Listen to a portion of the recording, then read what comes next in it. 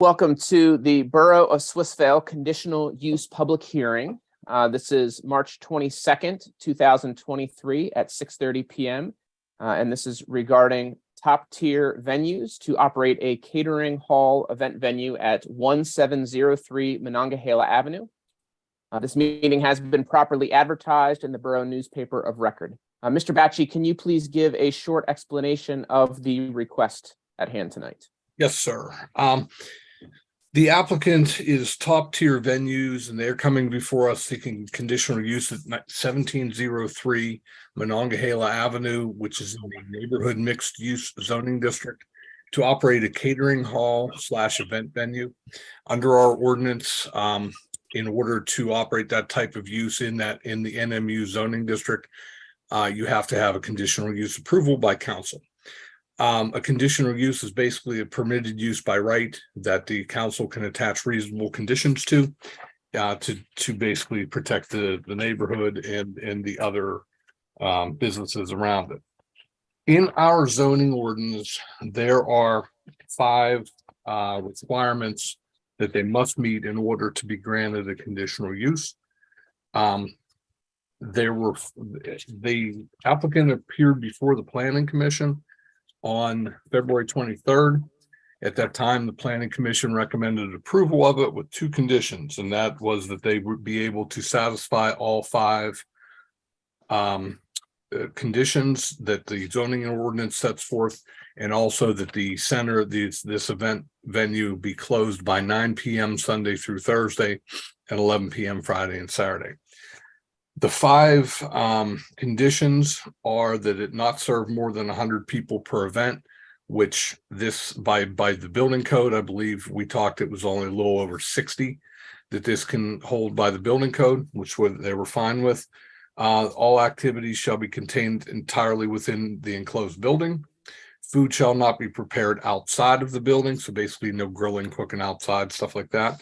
There's to be no noise, music, or other sound broadcast outside of the enclosed building, and adequate parking, off-street parking shall be provided for the use. Now, how do you determine what adequate off-street parking is? You look at elsewhere in the ordinance to find what the parking requirements are for this type of use. And this type of use requires 1 for every 300 square foot of gross floor area. They have approximately 1,163 square foot, so they're only required to have 4 off-street parking spaces. Yesterday, I spoke to Kay from Top Tier, and she had provided me a copy of an email sent from the landlord, Kofax Properties, and stating that they are dedicating 4 spots on that property for their use. If you're not familiar where this is, it's the old Bratz location, just off of Schroyer Avenue on Monongahela. There is a parking lot in the rear of that building, accessed off the alley, and the owner has dedicated 4 spaces. Now, in the memo I sent out yesterday, I believe I put 5. It said that they needed 5, but I was looking at the wrong square footage. So it is 1,163 square feet. So 4 spaces is the appropriate amount. So they do meet the 5 criteria established by the zoning ordinance, which was one of the conditions of the Planning Commission to meet those 5. And then they agreed at the Planning Commission to close by 9 p.m. Sunday through Thursday and by 11 p.m. Friday and Saturday. That's basically the summary. Thank you, Mr. Batchy. I know the applicant is present. If you could please state your name and address for the court reporter and be sworn in. Okay, I'll swear her in first. Who is the applicant? Ty? No. Who's going to be speaking on behalf of Top Tier this evening? Ty Allen is going to be speaking on behalf of Top Tier. Okay. All right, Ty, if you could raise your right hand, please, and be sworn in. You do solemnly swear the testimony you shall give will be the truth, the whole truth, and nothing but the truth? Yes. Thank you. Great, thank you. Can you please explain in your own words what you are seeking from this council? We're looking for a conditional approval for an event venue I just wanted to make sure like it's 100% clear that we're not preparing food. This is not a catering facility at all. It's for just holding events and small intimate events. That's it. So like there's not going to be any food prep or anything going on in and about the building. So if anyone that are coming to the actual space for their event, maybe they're going to bring food or maybe they can heat up food, but it's not going to be any catering type facility within Top Tier. Great, thank you. So the request is for a conditional use. Mr. Batchy outlined what some of those requirements were, that it sounds like they have met all of them. Is there anyone on council or the mayor who has any questions for Ty Allen?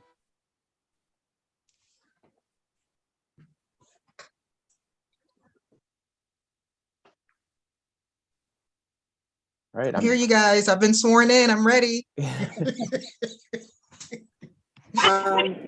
So how many people are going to be in there at any given time?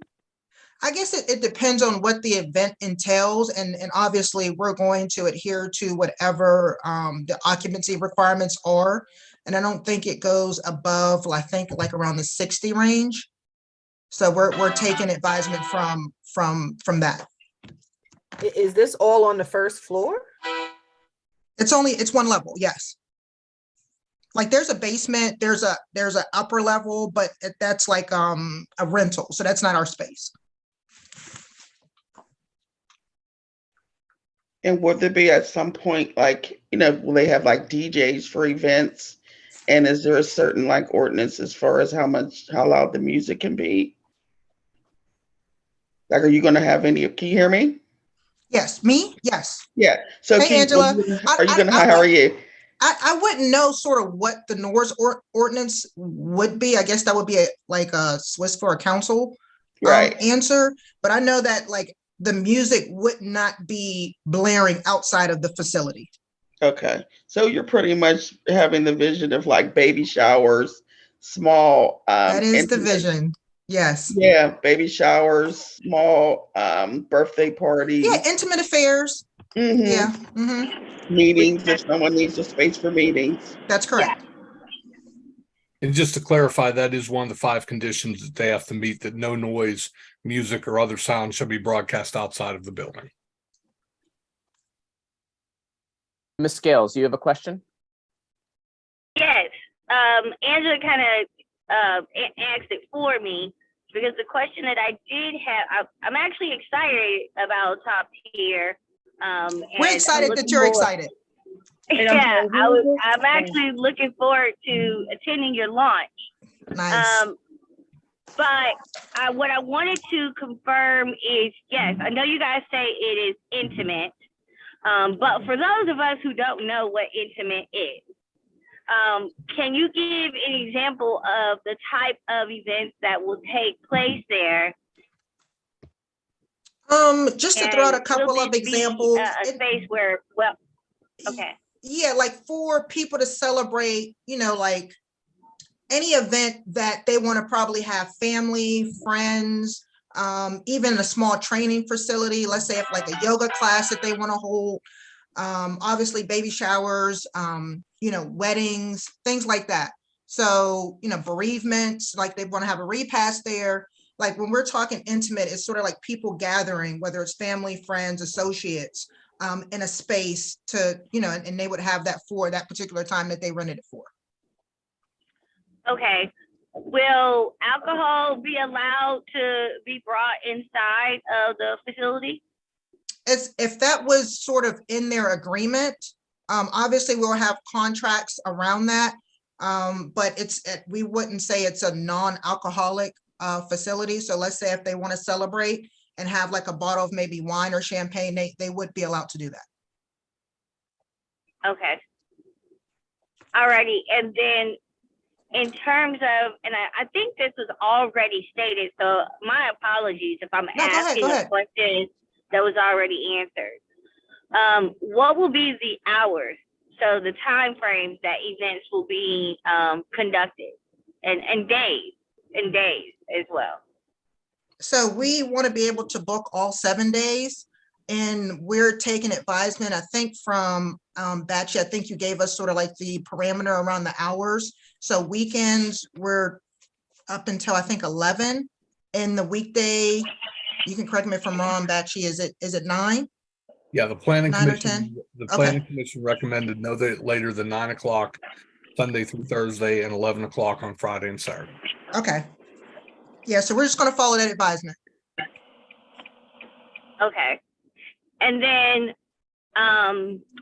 in terms of like Swissvale, so we are a unique community. We are very much community oriented. My question in terms of with Top Tier, do you guys have any plans or ideas in terms of how you're going to be able to engage with the community just so that there is a positive sort of relationship between your business and the community? Absolutely. Well, we're going to. Go ahead. I'm sorry. I'm so excited about community stuff.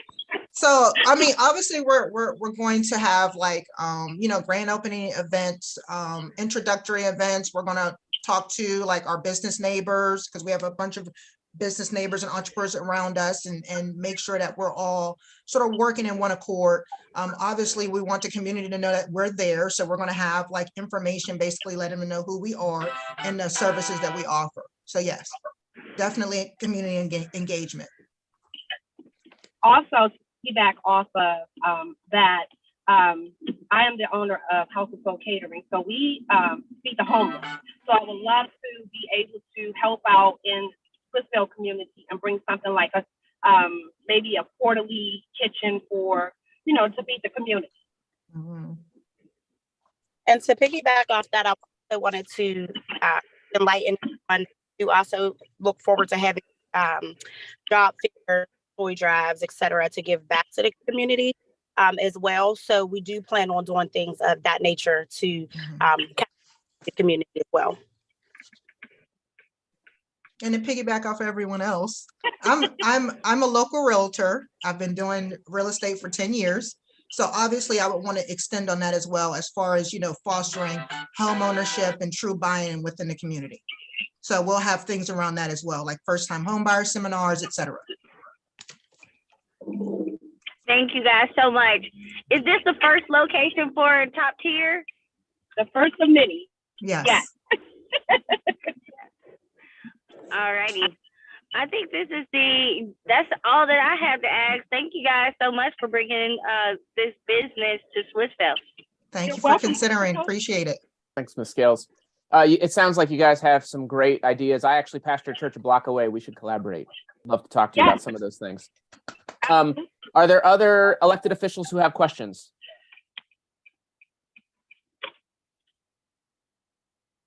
Yes, Mayor Schwartzwalder. So I live, welcome to the neighborhood, and I live within a block away on Schuyler Avenue. And we already have parking problems on Schuyler. And I just wonder how we are going to make sure that, you know, the parking problems do not extend into the residential. There are businesses right there on Monongahela that already pose parking problems. And do we have, other than the 4 parking spots behind the building, do we have any other plans for how to alleviate some of the parking? Well, we have, I've been in touch with the parking lot. Back from that part. I'm sorry. Excuse me. I'm sorry. I don't know whose phone keeps going off, but if you could like mute that, so because that's interrupting, it's going off a lot. It's okay. I'm sorry. Can you repeat what you said? I didn't hear you.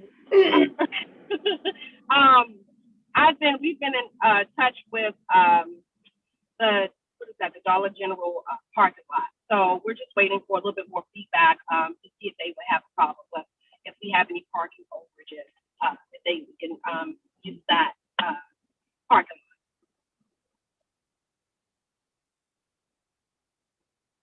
I would also suggest, I think it's available for, this is on-street parking though. Right around the corner of McClure Avenue outside of the Word of God School. I don't think most of that is yellow curbs. But I know the far side, the non-housing side usually has many spaces on it. That would, I think, be another place that could be routed people to. That would not necessarily disrupt neighbors. But I don't know, someone can correct me if I'm wrong, if I'm if it is a no parking zone, I'm not sure. Thank you, Chris. Yeah, you're welcome. Okay. Does the applicant have anything else to add to the hearing tonight? Am I the applicant? Yes. No. Okay. Wonderful. Well, this is something that we will have in our agenda meeting later tonight that we'll have some discussion and potentially through that discussion, we'll put it to a vote whether or not to approve that at the April 3rd meeting that we will be having in, like 12 days. So do you have any questions about the process? Can you sort of go over it briefly for us just to give us a refresher? Thank you. Yes. So this is the public hearing. This is, you've already appeared before the Planning Commission. You followed their recommendations. They are recommending, because you followed that this is approved by council. This is the public hearing for us as council to hear the case, hear the facts, if you will, the data. We will have, beginning a little bit after 7, we will be having our agenda meeting. And as part of that agenda meeting, this is an item of discussion for us to take the data that we have gathered in this public hearing and have some deliberation about it on whether or not, which direction we would like to go, whether or not we would want to grant that that conditional use. And then, so that's our agenda meeting. This is where we deliberate and discuss. Our voting meeting will be April 3rd. So Monday, April 3rd is going to be our voting meeting at 7 o'clock. And that is when we will put it to a vote on whether or not we choose to approve this process. Mr. McTiernan and Mr. Batchey, please correct me if I've messed up that process at all. That follows the guidelines. All right. So that's the plans, just so you know what to expect with that. Any additional questions? Okay. Then oh, yes, go ahead. I do have one. I'm sorry. So I know the zoning said that there's 5 requirements. Planning Commission. The Planning Commission. What are the 5 requirements? Did we go over those? Yeah, Greg read them at the beginning. Greg, why don't you go over them again? And they're in the agenda. Yeah, the 5 requirements are that the facility cannot serve more than 100 people per event. All activities shall be contained entirely within the enclosed building. Food shall not be prepared outside of the enclosed building. No noise, music, or other sound shall be broadcast outside of the enclosed building, and adequate off-street parking shall be provided for the use. And I guess the 6th one was the hours. Was the hours part of that as well? Those are the 5 that are contained in the ordinance that they must meet. And Gotcha. then the Planning Commission also recommended the hours of no later than 9 p.m. Sunday through Thursday and 11 p.m. on Friday and Saturday, which Ms. Allen had stated that they agreed to. So just for clarification, for this type of use, a business might be permitted to have up to 100 people, but this particular location, because of the square footage, would only allow a maximum of 60. Is that, do I understand that correctly? Yeah, the fire department, when they issue the occupancy permit, will post it with the maximum occupant load based upon the size of the building and the type of furnishings that they have in there. They will do that. But for the preliminary, it looks like it's around 60. So yeah, they would not be permitted to have 100 people here. They would be they would have to follow the maximum occupant load of the building. Okay, understand. Thank you. All right. Well, not hearing anything else, the public hearing concerning the top tier venues conditional use request proposal is now closed. I'd like to close this public hearing at 6:55 p.m. Thank you. Yes, thank you to all the applicants, Kay, Ty, and Jeree. I appreciate your time taking in here. If you wanted to tune in, we do live stream our meetings on YouTube. If you wanted to follow any of the deliberations that we have tonight, and like I said, April 3rd, we will put it to a vote, and I'm sure someone from the borough will be in touch with you regarding all of that. So if you have any questions, feel free to reach out to the office. Is there a link, Chris, to the live stream that you can send us? That's a great question. I'm sure there is one. I'll put it in the chat. Perfect. If we just wanted to, drop in and be nosy. Yeah, absolutely. You're welcome anytime. I mean, this is streamed to the internet, so the whole world could watch it if they wanted to. Yeah. So, I mean, if you have our email address, maybe even a business email address, if you want to shoot that link to us, we would appreciate it. Yeah, Sarah, would you be able to? Chat. Yeah, Sarah, could you also send it to whoever you emailed the Zoom link to? Can you just pass it on there too, just in case they aren't able to grab it? You know what? I sent the Zoom link to them. Okay. Sarah, if you could just shoot it to me and I'll forward it. Can do. Thank you. I'm sorry, this is the court reporter. I just had one preliminary or one logistical question. Yes. Do you all need a transcript of this, Mr. McTiernan? We usually ask for a transcript that's kept with the record of the hearing. Do you have any problem with that, Mr. Batchy? No, I was going to ask for one. Yes, Okay, I think that so that there's a record of what was said and agreed to. Right. Okay, now, am I asked to stay for the other portion of the hearing, or is this it for me? No, you're done. Okay, just wanted to clarify. Okay, thank you. Thank you. Nice seeing you. Thanks. Pam, are you a reporter? Yes. Oh, okay.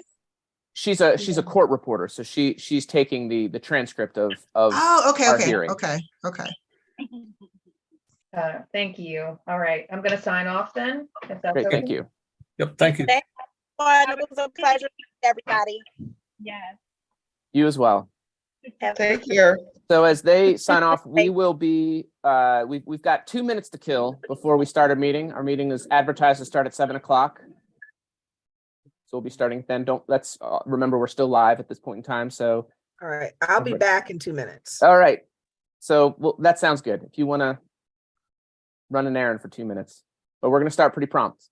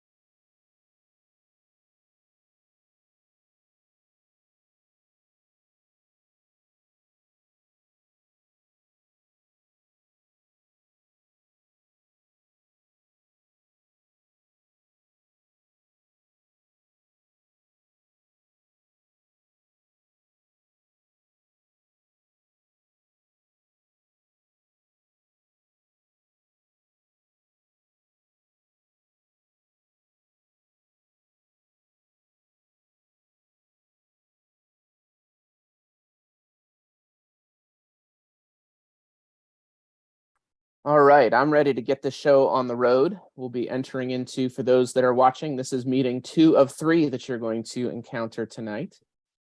So I would like to call, this is a special council meeting. We only have one item of business for this meeting. I would like to call this meeting to order at 7:01 p.m. And let's go through roll call. Ms. Alfonso Wells. Present. Mr. Miser. Here. Mr. Price. Present. Ms. Scales. Ms. Scales. I'm here. Sorry, I had to That's unmute okay. myself. Great. Ms. Stribling. Present. Mayor Schwartzwelder. Here. There was no public comment. Actually, there's no public comment for either meeting tonight, but there's no public comment for this item of business. So I'm going to drop us down to item 4, agenda items. Item A, council appointment. Yes, I move to appoint Fred Quinn to fill a vacant and unexpired term on Swissvale Borough Council caused by the resignation of Abigail Salisbury. The term of the appointment shall commence immediately and expire on December 31st, 2025. Second. All right, that motion is on the table. We had interviews March 1st, I believe it was. We had 5 applicants. There were some really great applicants. So there is a motion on the table right now for Mr. Quinn. Is there any further discussion or deliberation that you all would like to have regarding this motion? Yes, go ahead, Ms. Scales. I just want to thank the applicants that applied for this appointment. We were very surprised and we were very grateful at the same time of the quality of the applicants that applied for this position and the dedication that all applicants, sorry guys, I'm of course multitasking, and the dedication and the commitment to our community from the applicants that sought this position. So if we could, we would have selected just about all of you because we need the help. There's so much work to be done and not enough individuals and working individuals to get all the work that needs to be done for our community. So I just want to thank you all for applying, and I want to ask that you stay involved and you stay seeking opportunities to hold a volunteer position within our community. I would mention too that many of the applicants are presently running for council for the primary and the fall election. And there are at least 2 vacant seats that are going to be filled this fall. So the other applicants that whomever is not selected tonight will have a chance to weigh in with the voters and secure at least one of those 2 seats. Well, there are actually 3 seats that are up for consideration this fall. So we may well see some of these applicants on a council this fall. And I agree with Weldy and that it was a very tough decision for me because all the applicants are very qualified.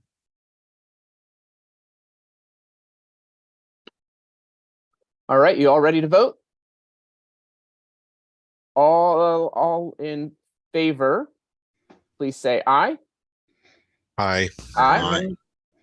Any nays? Aye. I take that as an aye, not a nay. Great. And any abstentions? I guess I should abstain. Okay. Do we need any other information, Mr. McTiernan, for that abstention? Just to state the reason for the abstention.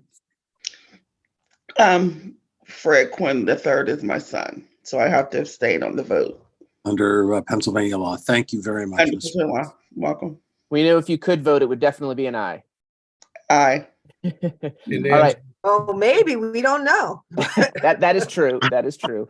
Anyways, the votes have been cast. The motion carries. Fred, we gladly can welcome him on to our council meeting, council team. Glad to have his experience and his enthusiasm here. I believe he might be in the waiting room. If he is, Sarah, you can go ahead and let him in. Mr. Quinn, can you hear us? I can hear you. Hello, hello. Hello. We just unanimously, with one abstention that was necessary, voted to appoint you to this seat this was Phil Borough. Thank you so much. I appreciate all of you considering me and having faith and trust in me, and I cannot wait to work with you all and get to work for the people of Swissvale. Great. Thank you so much. Looking forward to it. Mr. Batchy, I see you have your hand up. Yes, thank you. Ms. Stribling, if you could please send me an email when you have a chance to explaining your abstention, because that has to be attached to the minutes. Okay, will do. Thanks, Greg. And I know we've had some others who have had to do that same thing where we have to abstain and then write an email. Just like a one sentence saying exactly what you said is sufficient for that. Okay. Great. Thank you. Okay, well, that is all of the business for our special meeting. Can I entertain a motion to adjourn that meeting? Motion to adjourn. Second. All right. So again, we're not ending all of our meetings tonight. This is just our special meeting. All in favor of adjourning the special meeting, please say aye. Aye. Aye. Any opposed? And I'll say the motion carries. So thank you. So that meeting is over. Ready for three for three tonight. Let's start our agenda meeting for March 22nd, 2023. I'd like to call this meeting to order at 7:07 p.m.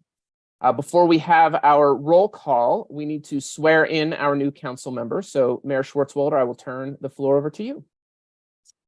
Welcome, Fred. Glad to be working with you. Yay. Congratulations. Thank you, Madam Mayor. I appreciate it. Please raise your right hand and repeat after me. I, Fred Quinn. I, Fred Quinn. Do solemnly swear or affirm. Do solemnly swear or affirm. That I will support, obey, and defend. That I will support, obey, and defend. The Constitution of the United States of America. The Constitution of the United States of America. And the Constitution of the Commonwealth of Pennsylvania. And the Constitution of the Commonwealth of Pennsylvania. And that I will discharge the duties. And I will discharge the duties. Of the office. Of the office. Of a member of council. Of a member of council. Of the Borough of Swissvale. Of the Borough of Swissvale. With fidelity. With fidelity. Congratulations. Taken, sworn, subscribed before me this 22nd day of March 2023. Congratulations, Fred, and welcome. Thank you so much, Danina. I appreciate you. Working with you. Thank you. Welcome to the team. I know that this might feel like trying to drink out of a fire hose to start, that it's going to be a lot of information, and we are all here to support you and help catch you up to speed in any way that we can. So don't hesitate to pause, interrupt me, and ask if you need clarification or anything as you kind of learn the ins and outs of this process. So awesome. Thank you so much, Chris. I appreciate you. You're welcome. All right, so let's go to roll call. Again, Miss Alfonso Wells. Once again, present. Mr. Miser. Still present. Mr. Price. Present. Mr. Quinn. Present. Miss Scales. Present. Miss Stribling. I'm presently present. Mayor Schwartzwalder. I'm here too. Okay, so once again, no public comment was submitted for this meeting. We are going to move to our agenda items. Item A, discuss the decision on top tier venues conditional use request. So that was the first of our three meetings, the public hearing for that. Is there any deliberation or consideration for what we heard tonight? I only had one question. I know, in looking at their Facebook page and such, that they were planning to have a grand opening a while back and it got pushed. What was the reason for the delay? Was it because we couldn't get the public meeting in, or did something hold up the process regarding the conditions, or what was the delay? Well, the delay was the fact that they didn't make application before they advertised that. They came to us, they came to us in early February. We scheduled a planning commission for a building permit application. Mr. Wilhelm informed them of the planning commission requirements, conditional use requirements. We scheduled the public hearing within a couple weeks, the planning commission hearing, and we moved to the planning commission to the public hearing tonight, and we can move to approval in 2 weeks. But that, we've just been following the process once they applied. So Greg, oh, I'm so sorry. Did I cut you off, Josh? Josh, you have more to share? No, I think Josh was done. That's it. Thank you. Greg, what can we do to better streamline the process for businesses that want to start up in Swissvale? Because from your explanation, it sounds like this was an additional step that they didn't know about. And I know, ignorance of the law is no defense, but being that we are often stating we want to see more businesses come to Swissvale, we also want to see more diversity in terms of businesses and business owners that come to Swissvale. Can we somehow create maybe like an informational packet that when someone is interested in starting up a small business or a business in Swissvale, that there's a nice little outline that lets them know step by step, these are the things that you need to consider or do, when setting up a business in Swissvale. I know Abigail would share with us all the time in terms of some of the obstacles that small business owners have to overcome when it comes to forming a business and also sustaining a business. And I know let me make sure I represent her by her appropriate title, Representative Abigail Salisbury. She just announced, some of the advocacy that she's recently made for small businesses in terms of the time frame that it takes for a small business, application to get reviewed and so forth. So what can we do to join those efforts so that minority owned and small businesses that want to start in Swissvale, we can make this more of a smoother sort of streamlined process for them? That's a good question, but there are certain things that are set by ordinance and statute under the municipality's planning code that we cannot streamline because they're set by the law. And when we receive a request to go to the planning commission, we usually get it on the agenda within 2 to 3 weeks because if it's not a regular meeting, we have to advertise it for the special meeting for them. Once it goes through the planning commission, council has to set a public hearing date, which I actually asked you to do last month before they actually even went to the planning commission, so we could streamline this for them. Because typically they would go to the planning commission and then they come to council this month. You would set a public hearing date. The public hearing date would be next month. So in order to try and move this forward for them quickly, I asked council to set this public hearing for tonight without them even going to council. But you have to advertise the public hearing, which we did, and then at the next regular council meeting, you can vote on it. And believe it or not, I mean, this, from the time they hit the planning commission till they get their approval, it's 6 weeks. It was only 6 weeks. So it is a pretty quick process. When people come in, we can create some kind of flyer or brochure, but everything is different for everyone because it depends on what their use is, whether they meet all the criteria of the ordinance, whether they need variances, whether they need conditional use approval, whether they just need an occupancy permit or building permit.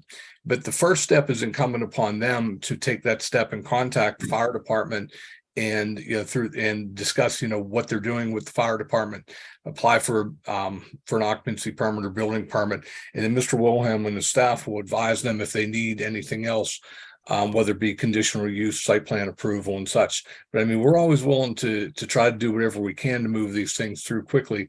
Unfortunately, with advertising requirements and such, there are certain things that we can't skip a step. But like I said, we did get this hearing in a month early actually than we typically could have, only because we had the meeting prior to the council meeting, prior to the planning commission meeting last month. It sounds like what's confusing is like the step-by-step process. So, I mean, like a really good example is just, my own making sure I confirm what the step-by-step process is for property transfers. By municipality, the rules differ, but I at the very least knew who to go to get the appropriate answer. So when a business is interested in setting up shop in Swissvale, who is the first introduction to that business? Is it the planning commission or is it us? Well, it's staff. They would either come to the borough office or the fire department, and we would instruct them what all the steps they need to take. And it's always, if they have to go to the planning commission, it always goes to the planning commission first, because under the municipality's planning code, the planning commission makes a recommendation to council, and then it comes to council either for an approval or a public hearing. It was a site plan or a subdivision of land. There's no public hearing involved. They would go to the planning commission and come to council for their approval. So there's no public hearing. But conditional uses under the municipality's planning code require a public hearing. So that's where it gets off course. So like I said, we could put something together with various scenarios, but there's always going to be some little adjustment for different businesses because of the type of business, the use that they want to do. If they go into, I was talking to Mr. Price today, and I won't say, I'll keep it very generic about a possible tenant he may have for his building. It's a permitted use. All he has to do is come in and get an occupancy permit. It's an established building. They're not making major renovations. All they have to do is come in and get an occupancy permit, and they can open up business. And, I believe that's going to take place rather quickly for this applicant. But like I said, it just depends on the applicant and what they're planning to do and where in the borough they're planning to do it. So who determines if they have to get a conditional use permit? Is that staff or is that the planning commission? That's the staff. That's the staff's responsibility to look at the zoning ordinance. Well, just hold on real quick. I just want to clarify. The staff doesn't make the decision of whether or not they need a conditional use, correct? The staff references the zoning to see whether or not they need to. Yeah, as the zoning officer, if I could clarify that, Ms. Scales. The zoning ordinance creates various zoning districts like single family residential, commercial business district, public use, single family residential. There are certain uses that are allowed in each district, and there's certain uses that are prohibited in each district. And then there are also things called conditional uses. And I'm sorry, I'm drawing a blank. There's another series. One goes before the planning commission, one goes before the zoning. Special exception. Thank you, Bob. If you can see this, here's a copy of the chart of this is like the highlighted one is conditional uses, or is the catering hall event. So you just look there and you see under the NMU zoning district, it's a conditional use. So then we direct them in that. And this was adopted when the zoning ordinance was adopted in 2017. So this is the guiding document. There's basically almost every use you can conceive of down the left-hand side, and then the zoning districts across there. That's how you determine whether you need a conditional use or not. Okay. So essentially what I'm attempting to get a little bit of clarity on is who's better suited to create these guides. Is it really better suited for our staff, administration, or is it better suited for zoning and the planning commission, to put this guide together? Because this is something that they're well versed in, and they can outline, what the steps are. And then this is something that we can, incorporate in our website and have in some type of, like welcome packet, literature for a new business that wants to set up shop with Swissvale. Because I know that our administration is stretched thin with, just the day-to-day responsibilities of, running the business of the borough. So I'm wondering if it's better suited for zoning and planning commission to come together and they create, this literature that, gives a really good step-by-step sort of outline in terms of what needs to be done when, setting up a particular business based upon, you know, that classification, just so we can just make the process smoother. Well, there are probably about 50 different classifications and they all have different things. So it would be very hard to create a guide to go all those different directions. And the reality is we get phone calls and we get people that come in inquiries all the time that ask us. And that's how this happened. She originally, we went down to an occupancy, or she came in to ask about opening the business. We got an occupancy inspection scheduled from the owner of the building.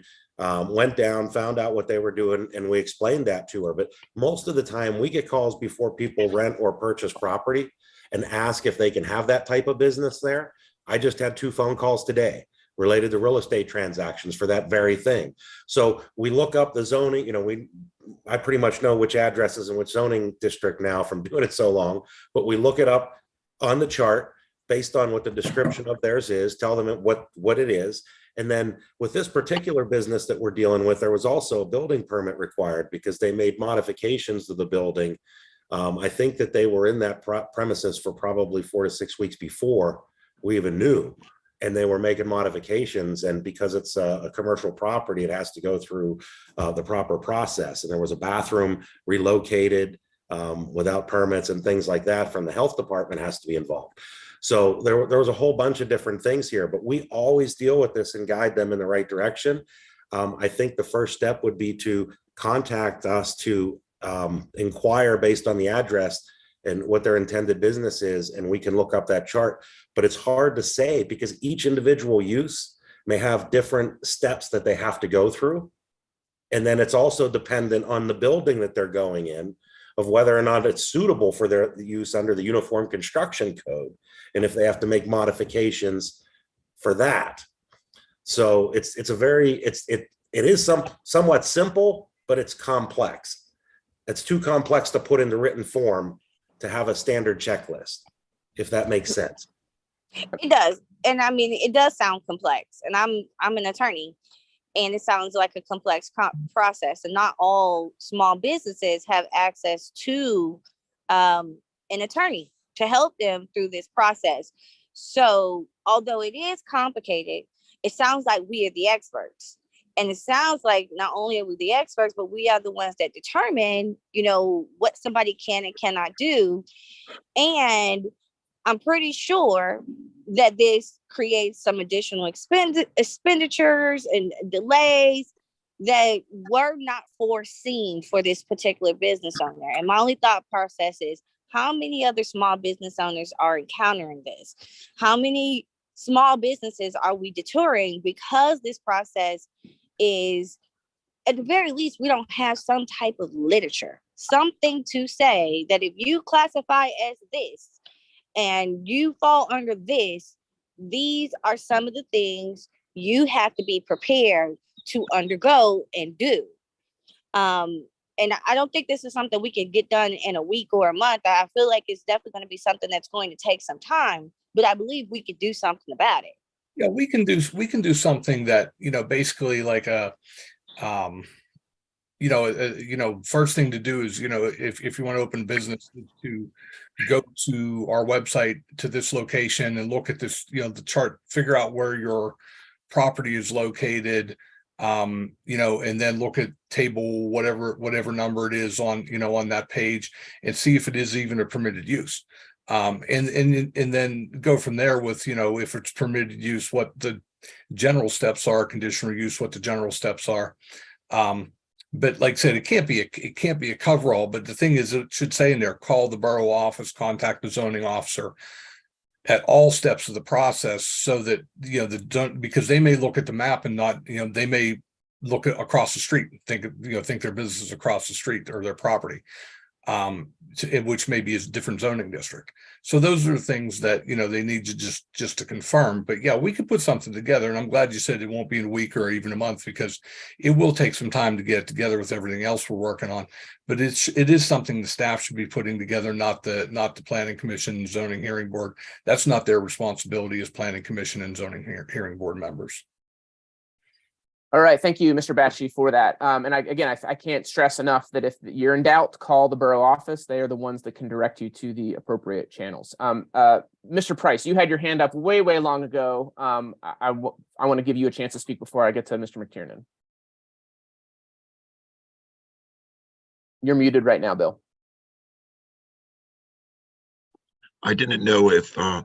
McTiernan was responding to the prior dialogue, so if I would defer to him first if he wants to respond to what was just discussed. Mr. McTiernan, would you like to respond to what was just discussed? Just briefly, I thought the points that made by Ms. Scales and then the explanation from Mr. Batchy, I think together those were really some of the points I wanted to make. Just direct people to the website, direct people to the text of the ordinance. And then, of course, the borough's responsibility is to enforce the ordinance. The one thing I do want to be careful of is to avoid the sense that we're giving legal advice to the applicants, because then they can feel that they've been misled or that we made a representation and that it'll be okay if they do X or Y. You know, boards like the Planning Commission and the Zoning Board and the council have to pass on these applications and petitions, and you don't want to put yourself in a position where people can say that they were misled or they got legal advice from somebody who later on denies it. There are also some good materials from DCED on just the function of zoning boards and the functions of the Planning Commission and what the differences are. So a lot of guidance can be given by directing people to the text of the ordinance, to the map, and then some explanations. But in the end, people are going to have to decide, am I going to try to, expand parking and get parking, or am I going to apply for a variance? Those are issues that they have to decide on their own in the end. So I appreciate you letting me comment. Great. Thank you, Mr. McTiernan. And I think the DCED is a great suggestion. Let's not recreate the wheel. If they've done some of this legwork, let's just link right to them. All right, Mr. Price. Yes, one thing that came up earlier tonight during the hearing that is kind of interesting is, as I understand, occupancy is based upon square footage, and that according to the square footage, the occupancy can be 60 people. Parking is based upon the square footage, and for the same square footage, there's only 4 parking spaces. And I wonder long-term if parking should be based upon the use of the property and not the square footage, because I can anticipate that there's going to be a lot of cars from time to time in this area that residents depend upon. So I didn't know how other boroughs handle this, or if we could eventually revisit how we decide how much parking is allowed, because it seems to me that the use is more important than the square footage as far as requiring so many parking spaces. Thank you, Mr. Price. Ms. Alfonso Wells. Yes, I would think that probably for that particular space, which some of us are familiar with, I'm not even sure 60 people could get in there, but that's an aside. I think that people will have fun when they go over there and they're doing their thing. I think that would be delightful. What I did want to say is that I think you can have just a quick reference guide. You want to start a business in Swissvale? Step 1, talk to the people in the borough office, right? Step 2, you may have to speak to the zoning board. You may have to get conditional. I mean, there's a quick reference guide. You can have 5 steps, that are quick. That's the point, right? And they have to look up whatever else they have to look up, but it could just be a quick guide which I don't see as being difficult. You don't have to add all the extra steps or anything like that, but just so that people know, these are some of the things you might have to do, not even list all of them, but the first step is you are going to have to speak to the staff, right? And another step, you probably will have to look at where you're zoned, right? Because that's extremely important. And then from there are other steps that you might have to take, and you can look up information X, Y, and Z. So, I mean, it's quick and simple and can probably be thrown together without too much, without too much worry or putting it out too much information. As Mr. McTiernan says, we don't want to give them legal advice. We just want to say that there are these steps. You may not have thought about them, but your first step, of course, is to go to the borough building and speak to someone there. because they're the ones that do it every single day. So most of the time when I go to any borough, not just mine, but when I go to any borough, most of the people are very nice and kind, and they're more than willing to show you, oh yeah, there's this step here. And people are very good at guiding. I may have only have been to really nice boroughs, perhaps, but I know my own when I've gone to it, even as a non-council person.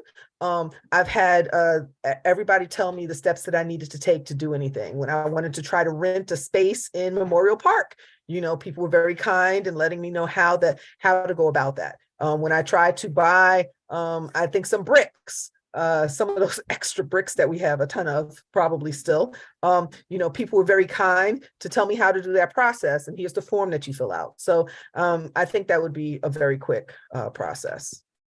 Thanks, Ms. Alfonso Wells. Yeah, I was envisioning when Ms. Scales first brought it up, just like a checklist, a very simple checklist that just routes them to what the next step would be of action that they should take. Mr. Miser, go ahead. Yeah, just to kind of top off that whole discussion as Mr. Data and Mr. Practicality. The other thing I would be open to is taking that zoning map that we currently have and converting that to an interactive Google map where the person could zoom in to a specific property to see what the zoning is, and clicking on that zone could give you a little blurb of text of what is allowed in that zone, what requires conditional use, things like that, just making it a little bit more interactive for people who are considering starting a business in that zone, seeing what the requirements are on that zone. So as somebody who knows how to do that mapping, I would be willing to take that on as a pet project, but just That's something gonna be I my think. next question, Yeah. Josh, because I sure don't. I looked into it. I was like, how hard would it be to get like a GIS certificate, and much more work than I'm willing to put in right now. So just something I think along with that checklist, making it simple, making it interactive, easy, accessible for our residents. That's something we could do. So great. Well, thanks for all the comments. I mean, we kind of went off track, but I think that this was helpful conversation. Ms. Scales, I'm going to keep the conversation moving on at this time regarding this one, because what we're supposed to be talking about is the public hearing that we had already had for the conditional use. Are you all ready to vote for this, or vote on this? I shouldn't say for this, on this at the April 3rd meeting. All right, I'm seeing a lot of head nods. Great. Okay. Yes. That was, thank you. Yeah. No, yeah. Yes. I was tracking with you guys. Great. That is the kind of direction that we needed to have for this agenda item. So it will be on the docket in 12 days. Let's move to item B, a discussion on the garbage truck purchase. Mr. Bacci or Mr. D'Ambrosio, I'm not sure who wants to take this one. I'll take it. I mean, we had, if you remember correctly, we budgeted funds for new garbage truck in the 2023 budget. We've been talking to suppliers, getting some different options and costs. We have another supplier we're talking to next week, but we will be talking with the DPW committee on Tuesday to discuss this, and make a recommendation to council. I wanted to put this on the tonight's agenda so that we could vote on it if we're in a position to vote on April 3rd. It may not make the final agenda depending on if we can get the final estimates that we need on the financing and such. But I want to try to get to that point, but we need to have it on the agenda tonight to have it on next week's or next meeting's agenda. So we'll be meeting with DPW on Tuesday. Great. Thanks, Mr. Bacci. Mr. Miser. Yeah, Mr. Bacci, and this, this can obviously be discussed during the DPW meeting, but I know this is specifically for a garbage truck, but I know there's been some chatter, at least online, and I saw it myself, that one of the garbage trucks that's typically just for waste has been being used for recycling. Mm-hmm. Are we also needing another recycling truck, or was that just a temporary maintenance issue? Or the recycling truck's out of service, got some issue. We're waiting on some parts. Okay. So so we are using a garbage truck. But if you notice, there are signs on side that say recycling, because that's required to go into the recycling plant. It has to be identified as a recycling truck. So we just threw some temporary cardboard signs on there. It meets the law to do it. But there's no prohibition on using a garbage truck as a recycling truck, as long as the garbage truck was empty and clean before we put the recyclables in. And of course, the recycling plant would reject our load if we didn't. So it's at the recycling trucks at the garage right now, waiting on some parts. Okay. But that's actually, the recycling truck's actually in better shape than the garbage. And it's the oldest one because the abuse that the garbage truck gets from cycling through 100 or more times a day, where the recycling truck probably only cycles through 15 or 20. It is hard on those trucks. Okay, thank you. Great, thanks. So I look forward to the DPW recommendation as it pertains to that, and perhaps vote on it at April 3rd. All right, let's keep moving. Item C on our agenda is discuss Duquesne Light EV charging application and an agreement with Green Edge Technology. So I'm not sure who, just to give some background, we have been working with Green Edge and Duquesne Light to apply for some grant funding to put EV charging stations on Aurelius Avenue. I know I announced that, I think at the last meeting, just kind of gave you guys a heads up around that. I don't know, Mr. Batchy, do you have anything you want to say, or should we just turn it over to Mr. Angelero to tell us a little bit about his work up until this point? Yeah, I don't have a whole lot to say. Just basically, that we did. Just want to, as I sent out to council yesterday in an email, we did make application to Duquesne Light because they have a limited amount of funds. So if this is something the council wants to proceed with, that we've already made the application to them for their grant funds to offset the cost of charging stations, of putting them in, purchasing them, and installing them. So we did make that application at Duquesne Light's request because they're concerned we wouldn't be able to get that in. This is one of the things in our climate action plan to provide alternative fuel vehicles and cleaner air in Swissvale. So this is one that seems like a natural step forward to do this. So we've made that application. Mr. Anglero and Mr. Friedman are here from Green Edge Technology. We've been talking to them for about a year or so, I believe, about in various ways of doing this. And this is kind of what it morphed into, is the borough actually purchasing and installing these. But one of the things I discussed with President Ansel was, I really don't want to be in the business of owning, maintaining, operating charging stations on a day-to-day basis. And that's where Mr. Anglero and Mr. Friedman and their firm of Green Edge can come in, and they can actually be the manager of those and manage those facilities for us. And then they would be paid a percentage of the revenues, and we would receive a percentage. And of course, then there would be the costs of all the facilities for the electricity itself, as well as this would all be using credit cards, credit card processing fees and such. But the borough would benefit. Like I said, it would provide people charging stations where they couldn't buy an electric car because they live on maybe McClure Avenue and have no garage, or Schroyer Avenue have no garage and they park on the street. So this would allow them to do it. This is in an environmental justice zone, which gives us more access to grant funds for this type of thing. And from talking to Mr. Anglero and Mr. Friedman, they're more the experts in this than we are. So that's why I will, after that long-winded explanation, defer to them. Yeah, great. So Mr. Angelero, just real quick, if you can share a little bit about the process of this, kind of the brief version that we've talked about of why this location, and a little bit about what the kind of your role would be and has been in this process. Actually, we can't hear you, Mr. Anglero. Can anyone else hear him? No. Yeah, we don't have any audio for you. Is this any better? That is, yes, I can hear you now. All right, great. I'll speak up because I use my computer. So yeah, a lot of this has taken quite a bit of time here, but all of it is for the research that's going in behind it, and how the infrastructure would set up, and how communications would set up, et cetera, and how it would all kind of intertwine between a municipality such as yourselves, us, and a utility company like Duquesne Light. So one of the things that we spend the most amount of time on is location scouting and site identification. We've found that is the most important part for the success of a program of this nature. It started out with a lot of surveys. We got to present for you guys maybe about a year ago at this point. And since then, everything has started to solidify even more. It's a lot of you know, talking with the community, talking with people out there that have interest already, and people that have interest but have no ability. We focus heavily on environmental justice zones, which you know, makes your community, you know, an ideal place to talk more about this type of program.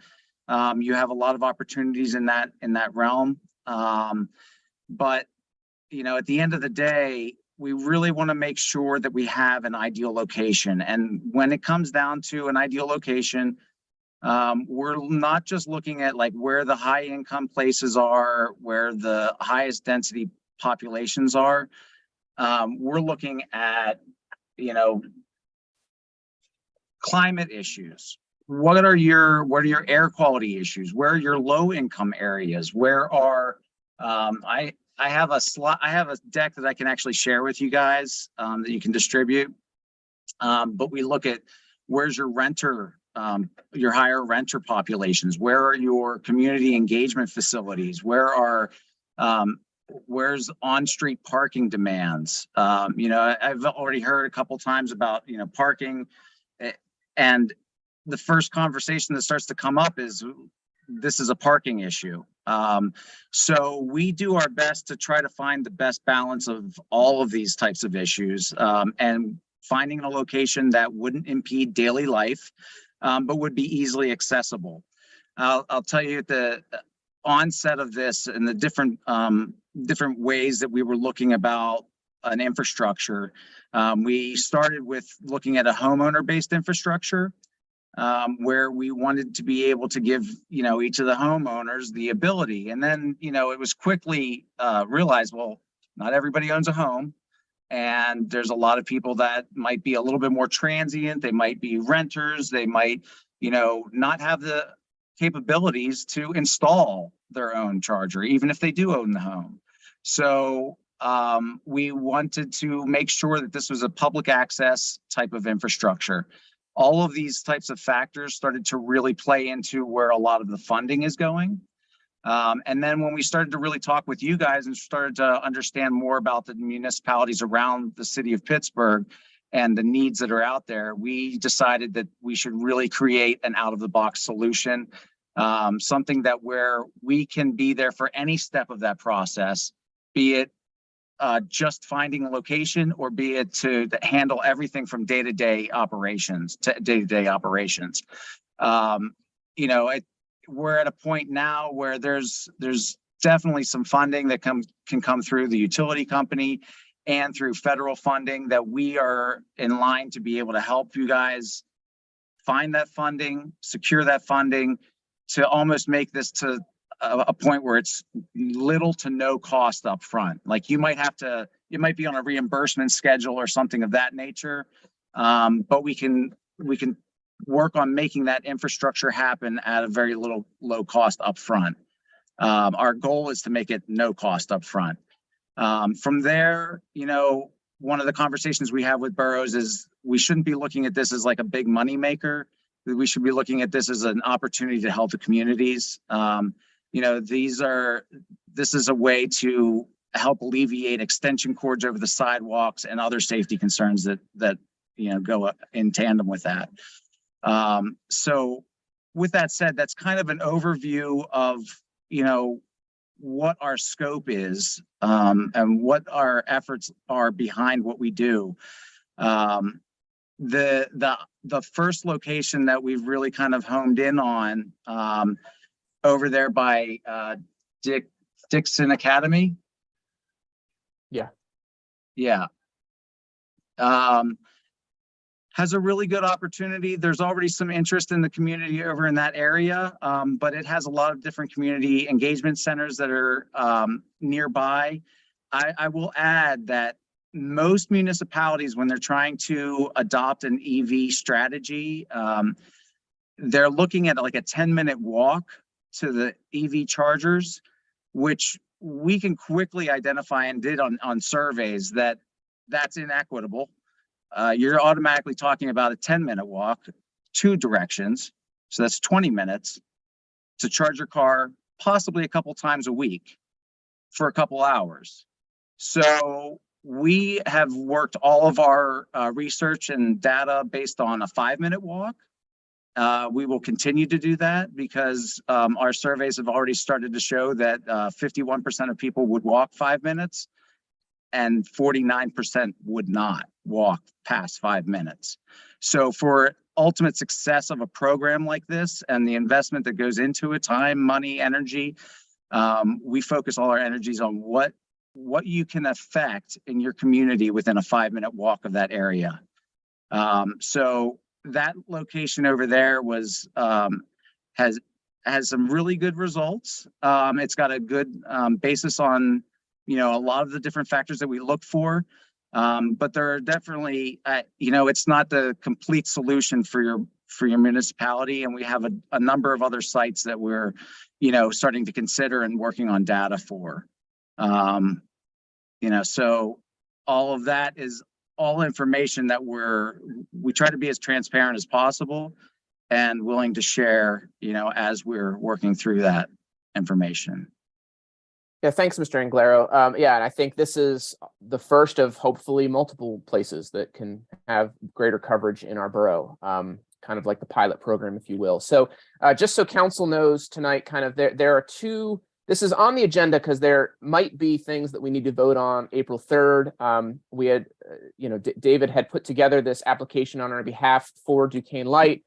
He, Greg, and myself are going to be out on site next week with Duquesne Light to kind of talk through where placement would be, those types of things, just to kind of get a survey of the infrastructure. At some point in time, we will receive a contract from Duquesne Light, and that's the point where we can say, you know what, if council can vote it down, and we don't go forward with that.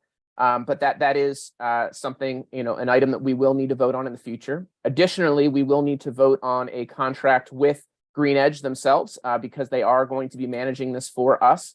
I know a contract has not been submitted to us yet, but I had passed on what David had passed on to us, kind of some of the bullet points of that they were expecting. Of course, we'll have Mr. McTiernan review that.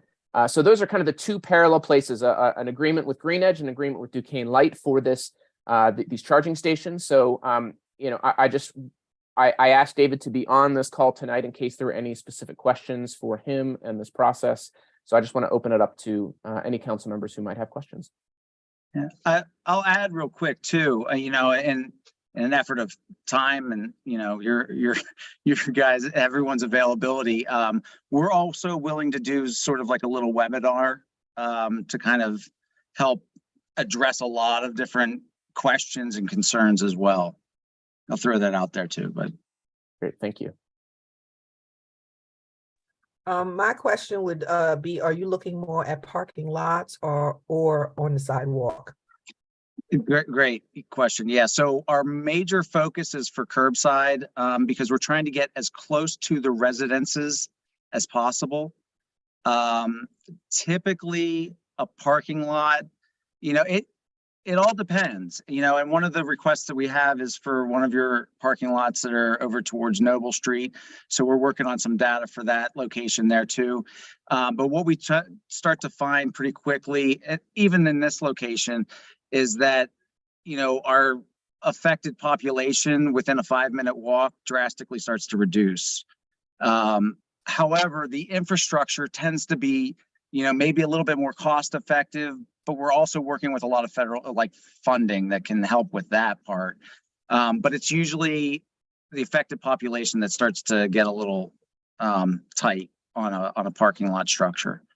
But I was just looking, I was just thinking about some of the areas where they could be and where I'd feel safe going, right? And so in my own neighborhood, I'd probably, and we don't own the property to be clear, I'd probably feel safe as a female and just as a car owner to park in a parking lot with a big light shining on me to leave, even though if the car is going to be left by itself for a little while, I'd feel safer there than on the street, but it depends on what it looks like, I guess. So these are all things that I'm sure you are considering. And for me, that is within a 5-minute walk, which I think is great. And then my only other concern would be, and of course, I don't know if this would have to be executive session or anything like that, but that would be like the contract in terms of looking at what exactly are the details, because the devil's in the details as usual.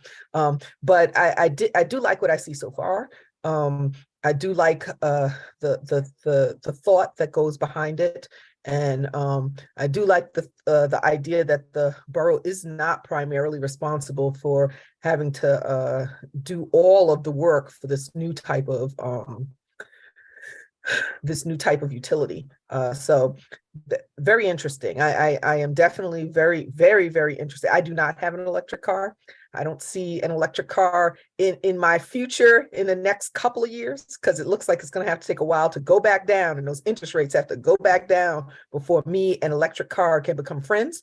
But in the meantime, I have friends who have electric cars, and hopefully some of the policies that have been put into place to make sure that people can get used electric cars becomes enacted, and that people take advantage of that. And then we might, have more electric cars in neighborhoods. So, taking care of this in the front instead of waiting until, all these cars exist, I think is very important. So thank you.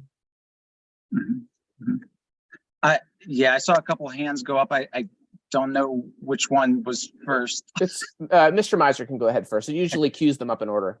Okay. Yeah, thank you. So just a couple questions. One, for the proposed site, I know in the deck that Chris sent over, it mentioned that it could be expanded up to 6 charging stations. What is the initial proposal? 2 for that location? Two duals, so 4 spaces total. So four vehicles could charge simultaneously at that location. Okay. And then also in that deck, I just have to speak up for my part of Swissvale. I live in the Regent Square section of Swissvale, and we have a lot of EVs over here and a lot of cords going across sidewalks. I didn't know if there had been, I know we're a little bit further out of that environmental justice zone, but has there been any looking into this side of Swissvale? Yes. Okay. And long story short, I would love to know if you have an idea. We actually have on my signature on my email, we have a location request form. I'd love to know a more specific location that you don't have to give your address, but somewhere very close by. There's a couple sites that we've already done some initial data on. The difference between an environmental justice zone and non-environmental justice zone, there are actually some variables that can get us close to Regent Square. I personally love the Regent Square area, not so much that I know that there's a lot going on over there with the EVs, but it's a good area to really try to engage like Edgewood and Wilkinsburg and try to show like a combined municipality effort. And it's interesting. We're working with a bunch of students over at CMU at the Heinz School. And a lot of what they're doing right now it's all based on location scouting, how we can automate what we're doing. And they're looking mostly at like the Wilkinsburg area and into Regent Square, just because one of the students happens to live over there. And there's some really interesting data happening over there. And not just for like high income, but there's an interesting spread in that area. But we can always get you the location scout or send me like an address, and that would be good. And more communication is always helpful. Yeah. And then just a quick follow-up about the environmental justice zones. So I did look at the Pennsylvania map while we were talking, and I see the census tracts that are designated as environmental justice, and this proposed location is within the 0.5 mile buffer. It's not actually in the census tract. Does that still make it allowable to be considered an environmental justice zone? Is that how that works? Yes. And to kind of go into depth on that, so we went several rounds on like really understanding what we need as far as those requirements are concerned. With Duquesne Light's program, which is actually a really big help to getting this to happen. If we can find it within the environmental justice zone, tract and block, tract or block with the half-mile buffer, right now, we can get into the program with only 2 chargers purchased up front.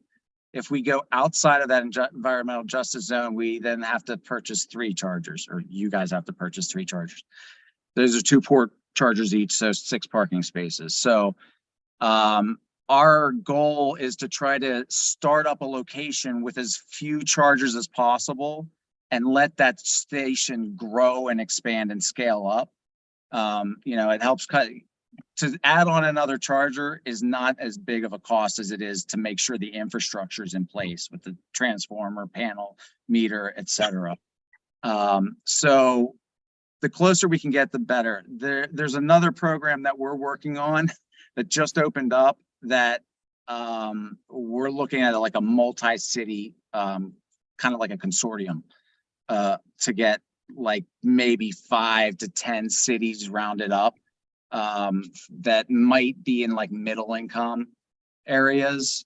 So there's more news on that later. I don't know. We're still trying to work out some details on that. Yeah, and then my last question on this is, in the data that you were looking at with the 5-minute walk area and trying to find a place, did that take into account the new EV chargers that have been put into Edgewood Town Center? So there are EV chargers that have just recently been installed in the parking lot of the town center. And I would just want to make sure with this program that we're not doing an overlap where people can either walk 4 minutes in one direction and get to some and 4 minutes in the other. I'd rather it move to a place where the people who can't get to the town center easily can use these chargers instead. Was that looked at all? I know those are relatively new, so. They are relatively new, but as far as we can tell in our mapping, there's not a lot of people within a 5-minute walk of those chargers, and that's again kind of what starts to happen if we start to pile them into business districts and business parking lots. If I could just interject, they do different things. That's going to be you're charging while you're doing your grocery shopping. Whereas what we're trying to do with Green Edge is to focus on the residential element of it. That's the ultimate big point here. And one of the things that I go back to on a regular basis is 80% of EV owners charge at home. Like ubiquitous through the pandemic, 80% of people charge at home. That number's starting to go down. The only reason it's going down is because people are working in their cars.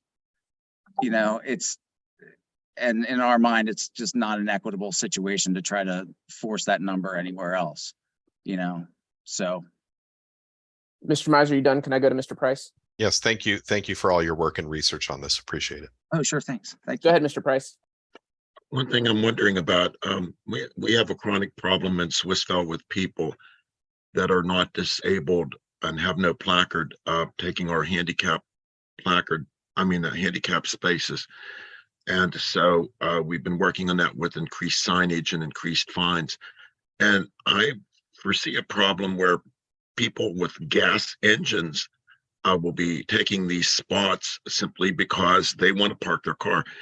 So what should we be doing as a municipality? I imagine maybe we should be passing an ordinance prohibiting the use of those spaces for any vehicles other than electric vehicles, and imposing fines and signage. I don't know what other municipalities are doing, but I just thought I'd raise the question. Excellent point. One of our first surveys that we did, we had some like different signages, like which would you prefer in your neighborhood if it was down the street, and 19% of people, this was like 100 people that responded to this, 19% of people said they would park there out of spite. Okay, so our ultimate goal was at that point was like, okay, so when we're looking at places to put these chargers, we need to not impede daily life, because I can see that happening. Someone saying, I'm going to park there on purpose.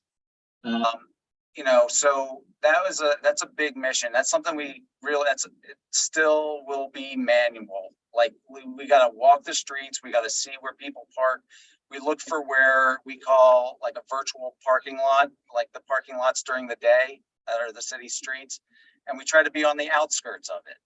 where are we not going to affect people's parking, decisions that they normally want to do. The goal would be to get the parking space as close as we can to the residences, but not make it that close that someone's going to try to park there on purpose and walk all the way home. But so there's definitely some factors that go into where we try to find a place. The next thing I would say is that some of the next surveys that we did were, would you rather it be dedicated? And the majority, I think it was like over 30%, and the majority was like a sign that was, I actually think it was over 50% was a sign that was dedicated for EV charging only. And most of what we've seen initiated have been like parking for EV only. And what starts to happen, because we are looking at most EV charging companies are looking for selling the most amount of equipment. And that's kind of their business model. Our model is based on turnover. We want the spot filled as much as possible with charging to get people in and out. We want to we're thinking of things like a reservation system. So we want to see that those spots are charging. If they're not charging, there's actually ways that we can tell on the software side to see if someone's just sitting there idle. There's ways to incentivize getting someone to move on, and there's ways to incentivize better charging habits. So there's a lot of different things that we can do on the back end that we can help with. But someone just parking there just out of spite, that's gonna be a challenge if it's gonna be a challenge. And that's, clearly the borough's responsibility to figure out how to gain compliance in that, whether it be with fines or towing or whatnot, whatever kind of ordinance we want to set with regard to that. But we can always notify you. That's true. Hey, do you need to go tow somebody? So all right, Miss Alfonso Wells. Yeah. I think that as long as it's not the prime spaces that people generally use, those are the ones that people will be like, well, that's the space I always had, and those are the ones I always use. And so those would be the ones that people would spite park. But if it's the one that's a little off to the side that no one really wants, they will not spite park there, because they're just like, oh, that's for them. And unless the street was full or something, they really wouldn't go there. I just want to point out, as Josh pointed out, that, I do realize that Regent Square probably has a lot more in EV cars that are able to charge. And I do like the way we're going about this with looking at the environmental justice areas first, which is what, of course, Duquesne Light wants to do, because what tends to happen is the people in the wealthier areas get the charging stations, and everybody else is just like, oh, we'd love to have one of those. And 20 years later, that's when they get it.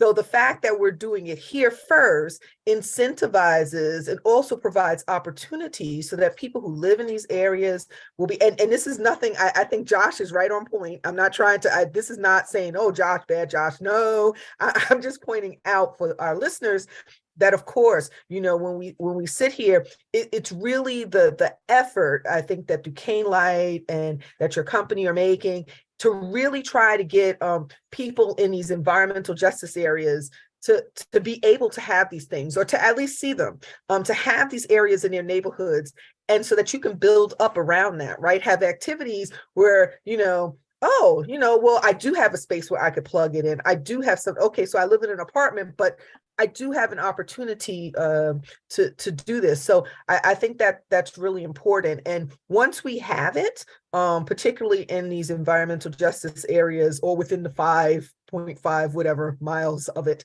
I think everything else will grow up rather quickly. It looks slow right now because we're on the forefront of it, but I do believe in a couple of years, more than a couple probably, we will see an explosion of this. So good. Yeah, I can send you data. And I can speak, just from kind of eyewitness accounts of that area. I walk my dog through that intersection every day, different time of day. And it's, there might be one or two cars parked there. It's not full. And I think we're it's to our advantage because of the school there. There's not a resident along that street. And so, I mean, the employees park in the school parking lot. So it's really just wide open. Every now and then there might be like a dumpster or a trailer there short term, but I don't see any issue of taking people's parking. I mean, one of the spots that we talked about initially was like the corner of McClure and Lafayette. That would have been, I think, a little bit more difficult for us to do because there are, there could have been parking wars. But when we found that we could be in this environmental justice adjacent zone like this, it really opened up the opportunity for us. So any other questions for David or myself?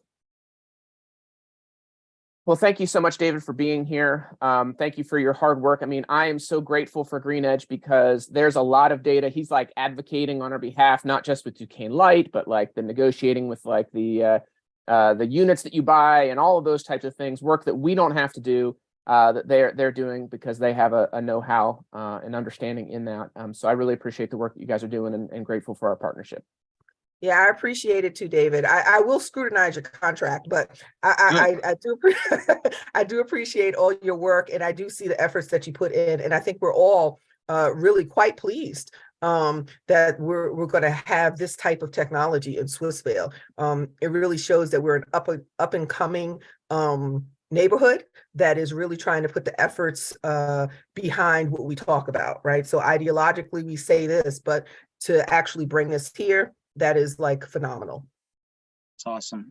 Yeah, I'll add, please, we love criticism because it's only going to make us stronger. But, the big picture here is we want this to be a universal type of program that we can go municipality to municipality and help out. So the tighter we make this, the better it is for a lot of the communities. That's awesome. Great. Well, David, please thank Thank Joshua for us as well. And you have an enjoyable rest of your night, and I will see you next week. Thank you. Great, thanks.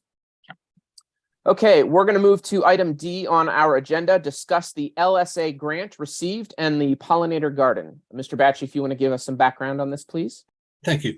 If you're not aware, we received $599,877 in funding through Senator Costa's efforts, as usual. And Senator Costa has been very good to us, especially this last year. And now this marks over $3 million in grants he got for us.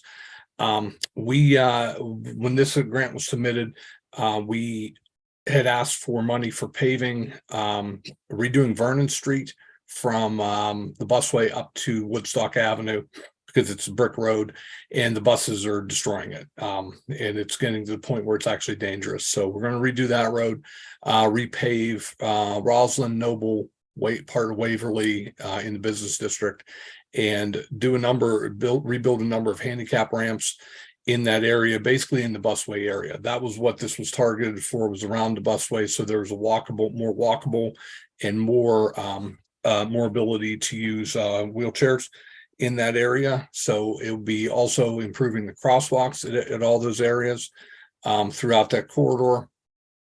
It would be part of this.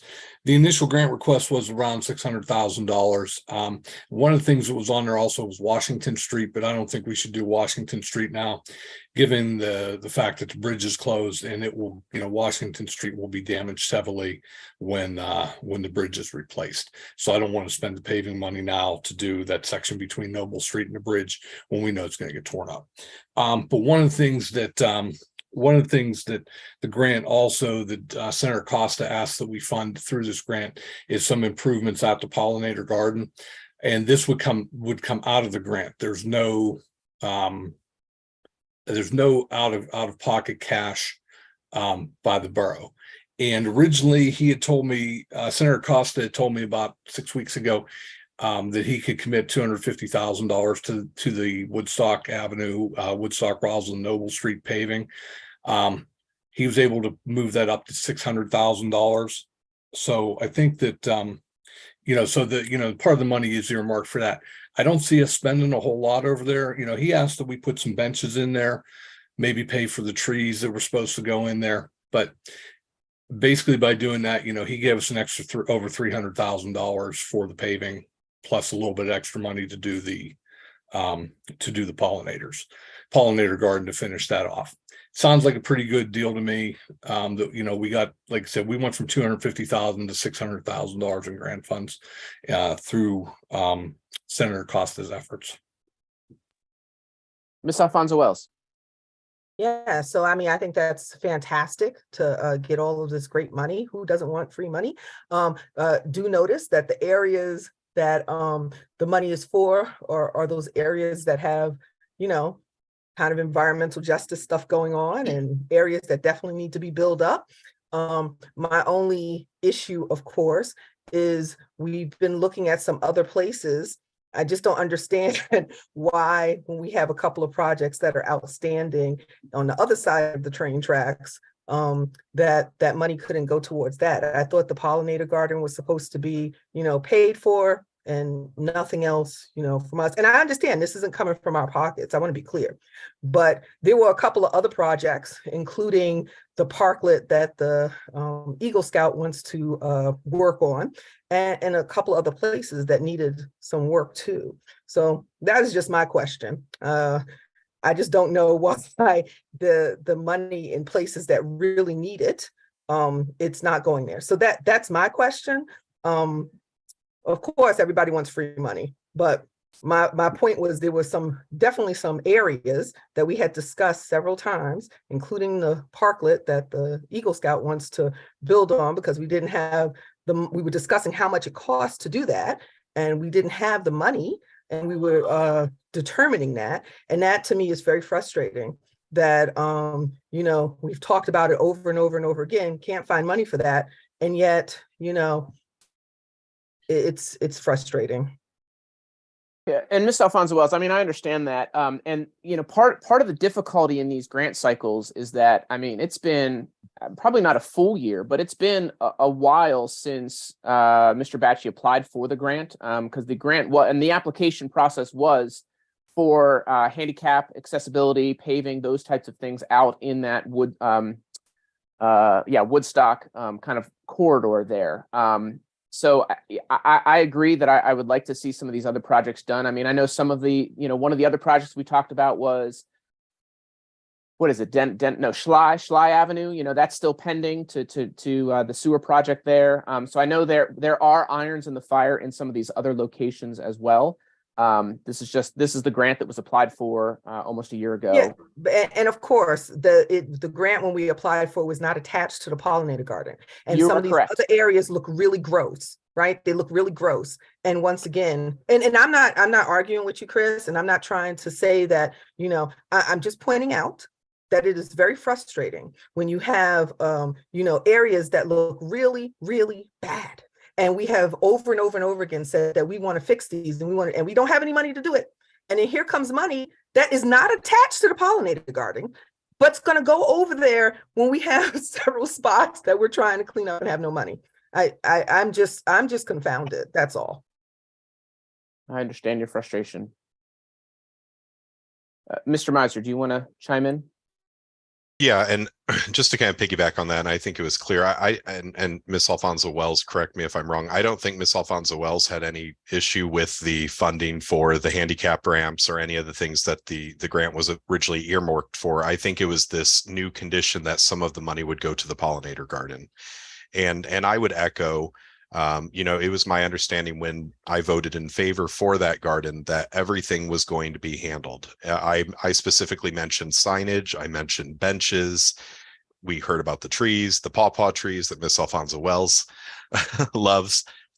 It was my understanding that there was not going to need to be any other funding to complete that pollinator garden. And so I would say to Miss Alfonso Wells' point, you know, if Senator Costa is interested in giving us, you know, wanting us to put a portion of that grant towards beautifying some other part of Swissvale, there are a lot of other opportunities with that little piece of the money, rather than what I understood was already a fully funded project at the pollinator garden. Mr. Price. Yes, I just want to acknowledge how grateful I am and appreciative that Senator Costa was able to get us a $2.5 million grant for our borough building. And he also got a grant for the library. And he also got a multi-million-dollar grant to help develop the Cary Furnace site. And it's really impressive how he's really come through for our borough. I believe he's originally from Swissville. And I'm just grateful that we have someone in Harrisburg that has been coming through for Swissville. And none of those projects had something attached to it like this. Yeah, I mean, so I echo a lot of what I've heard from us. I mean, you, of course, Mr. Price, I'm very grateful as well. But specifically, I mean, when Mr. Batchy and I first talked about this over the phone, I had some of the same. I mean, initially, I misunderstood the grant, that I thought we were spending it out of pocket, and I was definitely not okay with that for this because where would it come from? We're not prepared to spend that kind of money right now. We don't have it in the general fund for that. But I understand the frustration, especially, Mr. Miser, to your point, this was pitched as, all we need to do as a borough is haul some dirt, and, $10,000 is what HAP was putting up, and that they were going to take care of it. And, clearly it's becoming more, or for what somewhere in that process, more money was requested, whether it be from HAP or Senator Costa just kind of took it upon himself to do that. I mean, I think that we have to decide what we want to do with that. And I see three options. One is we kind of do what Senator Costa asked. He asked us to earmark some of that, $10,000, $20,000, $30,000. I don't remember exactly the amount. I don't think there was a precise amount for the pollinator garden. And we, there was, okay. Then we receive, the other $550,000+ that we can use to make the improvements. I think we could, it's evident that our council, individuals our council feel strongly that there are other places that are, from a beautification purpose, that could benefit from that money. So I think we could always go back to Senator Costa and say, hey, would you be okay if we use this money elsewhere? He could always say no. Or three, we could say, we're not okay with that. We'll just stick with the $250,000. I don't even know if this is an option. I'm just spitballing here right now. And if that's the principle that we want to stand on, that's what the original kind of agreement was for the work. It means that there's less work that we could do with that money, because it's half of what we would get otherwise, less than half. But I think the council can consider it this time. So maybe there's more, but those are just the three off the top of my head. Bill. Yeah, I was going to say something similar. We could say to him, we're grateful that you're getting $600,000 for our borough, but we have to decline it because in principle, we don't want to spend any money on the pollinator garden.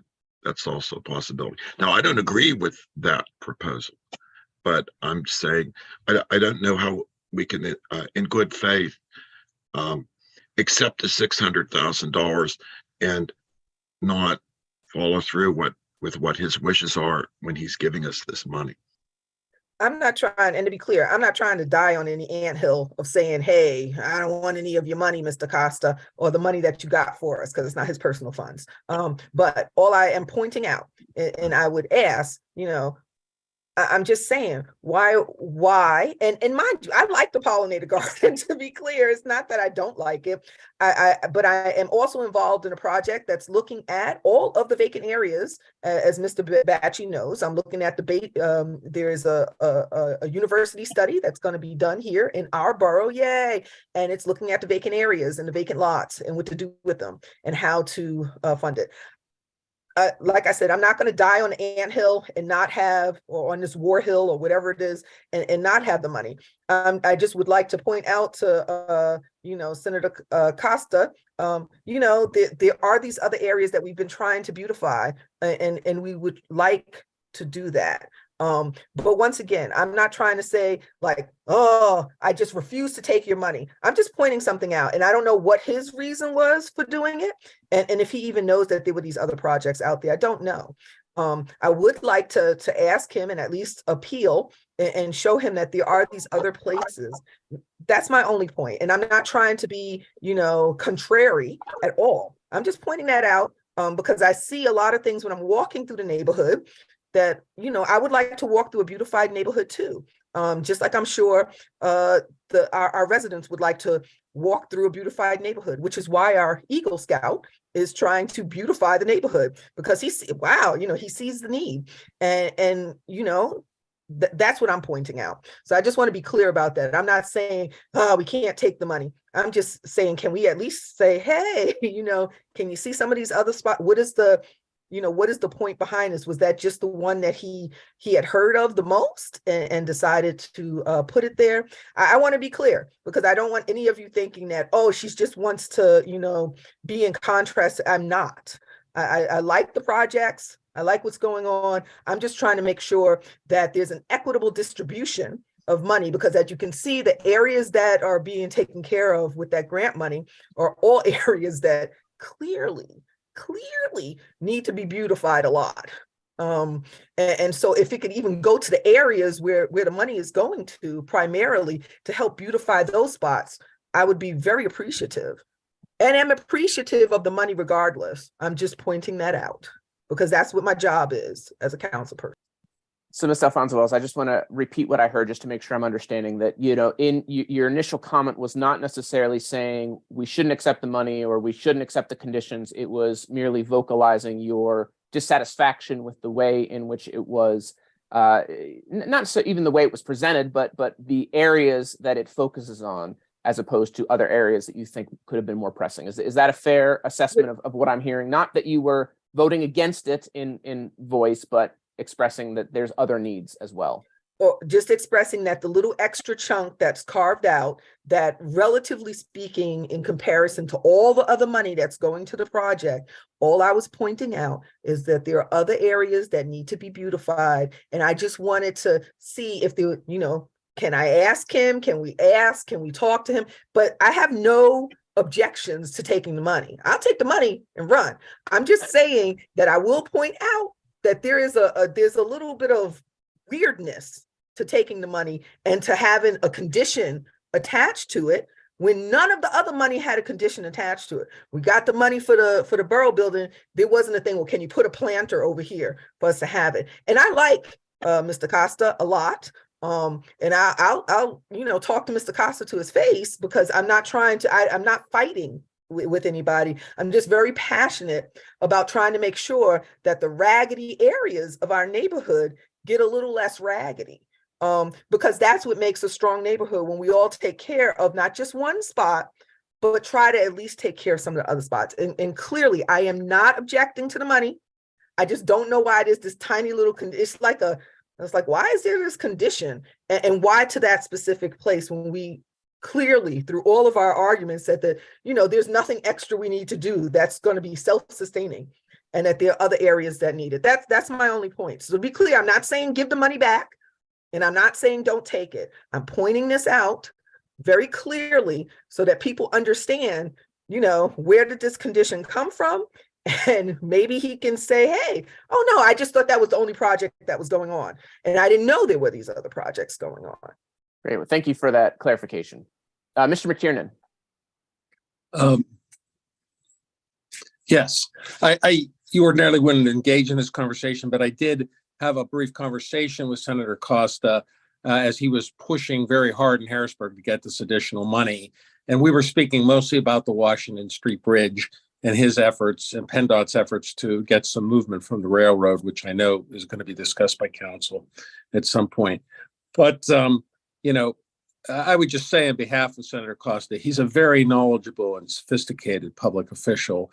He also knows Swissville very well. He worked behind a counter in Grandis Market, right where you're talking about putting those electronic vehicle parking spaces. So he's a true friend of Swissville. The way he expressed it to me is that he made a request. He wasn't conditioning or forcing the borough. He was saying, he's going to put all his effort to get to $600,000. And what he would like to do is put this very small amount of money towards public accessibility for this pollinator garden, which I think he sees as an extremely innovative project, which from his point of view is something he wants to support, and the people who are doing it he wants to support. So, and he has specifically said to me that he is very open to providing at least those kinds of funds in the future and pushing for other areas. I just don't think it's fair to think that Senator Costa is not aware there are other areas in Swissville that need help.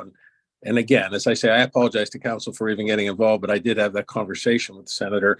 And I just think the way this is being portrayed, is very not like his character. He's not, trying to force this on anyone. It was almost a request to help him support something he really feels is important, from just its innovativeness and such. So again, you're very tolerant of hearing my comments, but since I had that conversation, I felt I had to pass that along to you. Thank you, Mr. McTiernan. Mr. Miser. Yeah, I just wanted to clarify, I appreciate the clarification on that, and my comments were in no way meant to be disparaging or critical of us receiving the funds, which I'm incredibly grateful to Senator Costa for. I think my comments were more directed in what I was perceiving as a funding gap for the pollinator garden, that I did not previously perceive that there was a funding gap in order to complete that project. But it's sounding more like that this money would more be earmarked to adding to what was the original vision for that garden, which, I completely understand that. So I appreciate that clarification and just wanted to make that clear that I'm fully in support of the funding. Great. Ms. Stribling. I do also second and grateful to Mr. Costa for him thinking of Swissville to be able to bring something back and assist in the pollinator garden. All money is good money if it's coming to support and uplift the community. But my question is, what stage are we in with the pollinator garden that it would actually need a significant amount of funds at this point? I mean, spring was a few days ago. I thought it would be launching by now. I mean, I think they're at the planning. I think that this is when they were going to do the planting of some of the crops. They had to wait until the freeze was over. It's still in its construction phase this spring. Okay. I just want to ask Mr. McTiernan, so the money is supposed to go to, because I know trees were mentioned when the project was talked about a few minutes ago. So it's supposed to go to fixing the sidewalks, to make handicap ramps on the sidewalk, or it's supposed to be going to provide trees and handicap stuff for the sidewalk? I'm unclear on that. The handicap sidewalks are in the Woodstock, Noble, Roslyn, Waverly Street areas. So it's not for handicap sidewalks at the pollinator garden. No. Okay, so because it seemed like that it was like, oh, well, there'll be handicap spots at the pollen. So it's not for handicap spots so wheelchairs can get in and out of the pollen. I don't even know how wheelchairs are going too much on that area since it is very hilly, a little dangerous. But I mean, if people are going there, that's fantastic. So so what's the money supposed to be for? Because I heard, and correct me if I'm wrong, I heard trees and other things for the pollinator garden. I didn't. So is that what it's for? I don't know. I'm confused. We would have to define what that scope of work would be. So it's okay. He mentioned, Mr. McTiernan mentioned in his email to all of council and myself about some benches and other infrastructure. And I would assume that would include the trees and stuff like that too. Because like I said, there's not a huge expenditure here.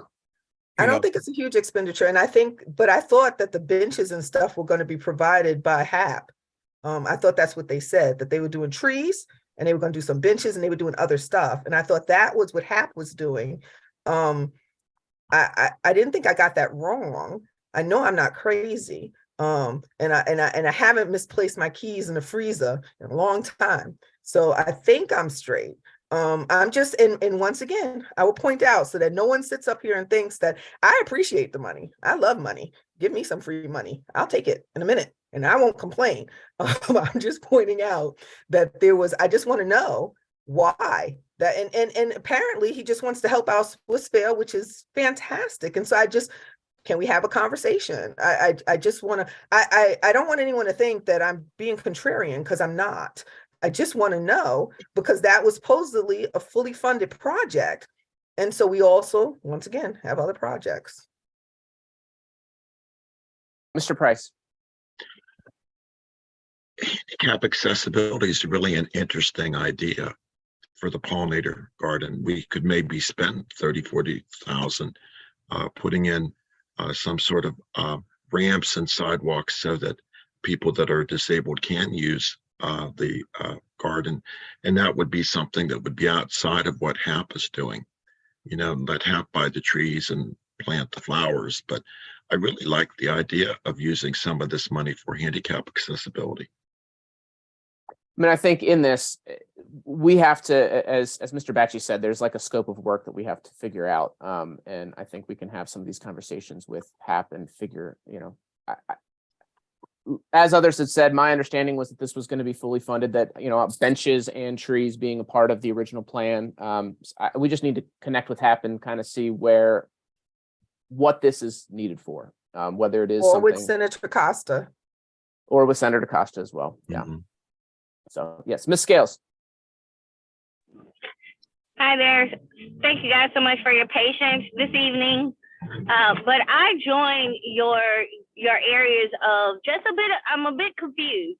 I'm very much confused because the pollinator garden is not a Swissvale project. This is a HAP Hive project that Swissvale joined forces in terms of wanting the project to take place in Swissvale.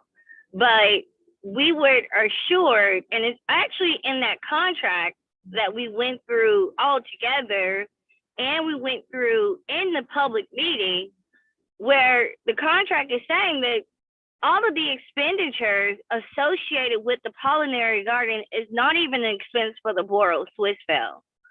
So what I do not understand is why is this funding that's come directly to us for a project that is not ours, rather than funding that goes directly to HAP Hive.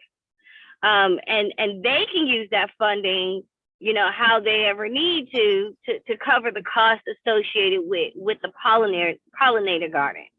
I'm very much grateful that, you know, Senator Costa has us in mind when thinking about funding, but I'm pretty sure this is funding for expenditures that we are not even taking on at all. So I just want to be cautious in terms of us accepting funds for this project that's not even our project. That is a project that is fully funded by HAP Hive. I join with Sean that, you know, if this funding is going to, you know, offset the cost to do something with the sidewalks, to make the sidewalks, you know, disability access, okay, makes sense.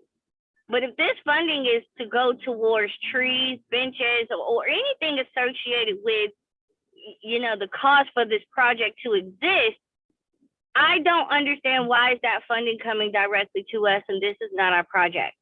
We don't even oversee how this project is being implemented. We just know what's all to be included, but we are not the workers. We don't set nothing. We just help to make it happen. So, I mean, are these some of the things that have been noted that we are going to go back to Senator Costa about? Mr. Batchy, do you have any thoughts on that last question?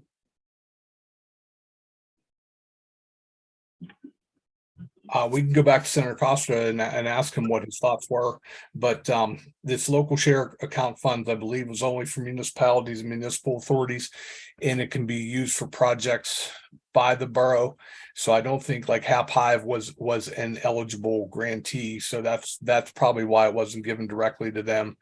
You know, and it was given to us, and then we could use it on their behalf. Why can't, if it can go towards projects, what about our borough building project? That's a multi-million-dollar project that we just had to raise taxes to and offset that cost to our residents. Is that not a project? that's eligible for this, so that it directly benefits the residents? I'm pretty sure the residents will be happy to have their taxes, either reduced, or the expenses associated with this borough building that's going to hit their pockets, not hit their pockets. I don't know if municipal building is an eligible expenditure under that grant program. I don't have the guidelines in front of me. But what we applied for was reconstruction of roads in the Woodstock Avenue area on Vernon Street, Roslyn, Noble, Waverly, and handicap ramps in that area to make it more walkable for handicapped individuals in the busway area between the Roslyn Street station and the Swissvale station, to reduce some of those handicap ramps in those roads. That's primarily what the grant was applied for, or that's what the grant was applied for. Well, did we get any funding for that? Yeah, we got $599,877, and part of that would go toward this project at the Pollinator Garden. The remainder would go toward that project. And by part of it, we're talking like roughly $30,000. If that, I don't see where we would spend that much money, honestly. 30,000 out of 600,000 that he's giving us. Yeah. I still think that we could solve this problem simply by replacing the sidewalks if needed in front of the Pollinator Garden, adding appropriate handicap ramps, doing whatever we can to increase accessibility for the handicapped. And then I think that the problem is solved. And I would also like to add, Ms. Scales, I hear you talking about the borough building, this multi-million-dollar borough building. Let's not forget that Senator Costa got us $2.5 million in the RCAP grant. So it's not like there has not been a concerted effort to try to bring down the cost of that building. I just want to make sure that that is. No, that's not what that's not what my inference was. Not at all. We have all, been very grateful and publicly thanked Senator Costa and Abigail's efforts in that $2.5 million grant. What I'm stating is, though, we could use more funding, because we've all learned that that borough building is going to cost us more than $2.5 million. Yeah. I will just point out that Greg and I set up a meeting. We talked to Mr. Costa also about solar panels on the borough building. He said he was going to try to help us to get funding for the solar panels. So it's interesting, because when the money first came in, I thought that was the money for the solar panels. I was like, wait, how come, what? So it was not money for the solar panels. So maybe we still have something coming in. And to be clear, and I think we're all very clear about this, we all appreciate the money that's coming in from Senator Costa. That's very important to us. And as I initiated this conversation, once again, is just a question. And I think that that's how you do your due diligence on council, is you have to ask questions. You don't just, oh yeah, sure. Because that was one of the issues we had, I don't know, 3 councils ago or 4 or something. But that's how some of us ended up on council, because we wanted to question, and verify and just try to figure out what was going on. So once again, I think Senator Costa's heart is absolutely in the right place. His spreading out the money, yep, that's in a good place too. I just want to, I don't see why we can't have a conversation with him and just ask and see what's going on. Like if it was handicap ramps that we're putting in, sure, why not? Although I would point out that the areas that this was for was by the busway and those areas that are super distressed. And that's not to say that area over there is not super distressed, but there were some places that are more distressed than others. And I would not be doing my due diligence if I didn't point that out. And I would not be doing my due diligence and talking about environmental justice and economic justice if we just let funds slip through and go to projects that are fully funded, and not go to areas that are in super need. So I would love to talk to Senator Costa, and not in any type of antagonistic way. I just want to, just have a conversation and talk to him. And he's a very reasonable person. It's not like he isn't. And the reason we're having this conversation, I think, is because we all care. And we've all walked through these neighborhoods. Most of us live in these areas or have walked through them. And so we would really like to see if at all possible, if we could sit down and have a conversation with Senator Costa to just say, oh, what were your thoughts behind this? Because not knowing your thoughts, we were just a little confused as to what was going on per se. Well, I'm gonna, thanks for all the comments. I'm gonna move our conversation along. I think that this has, I appreciate everyone weighing in. Mr. Batchey, I know it was kind of communicated to you that we can figure out how to have a further conversation with Mr. Costa. I actually never met the guy. I know, it's strange, huh?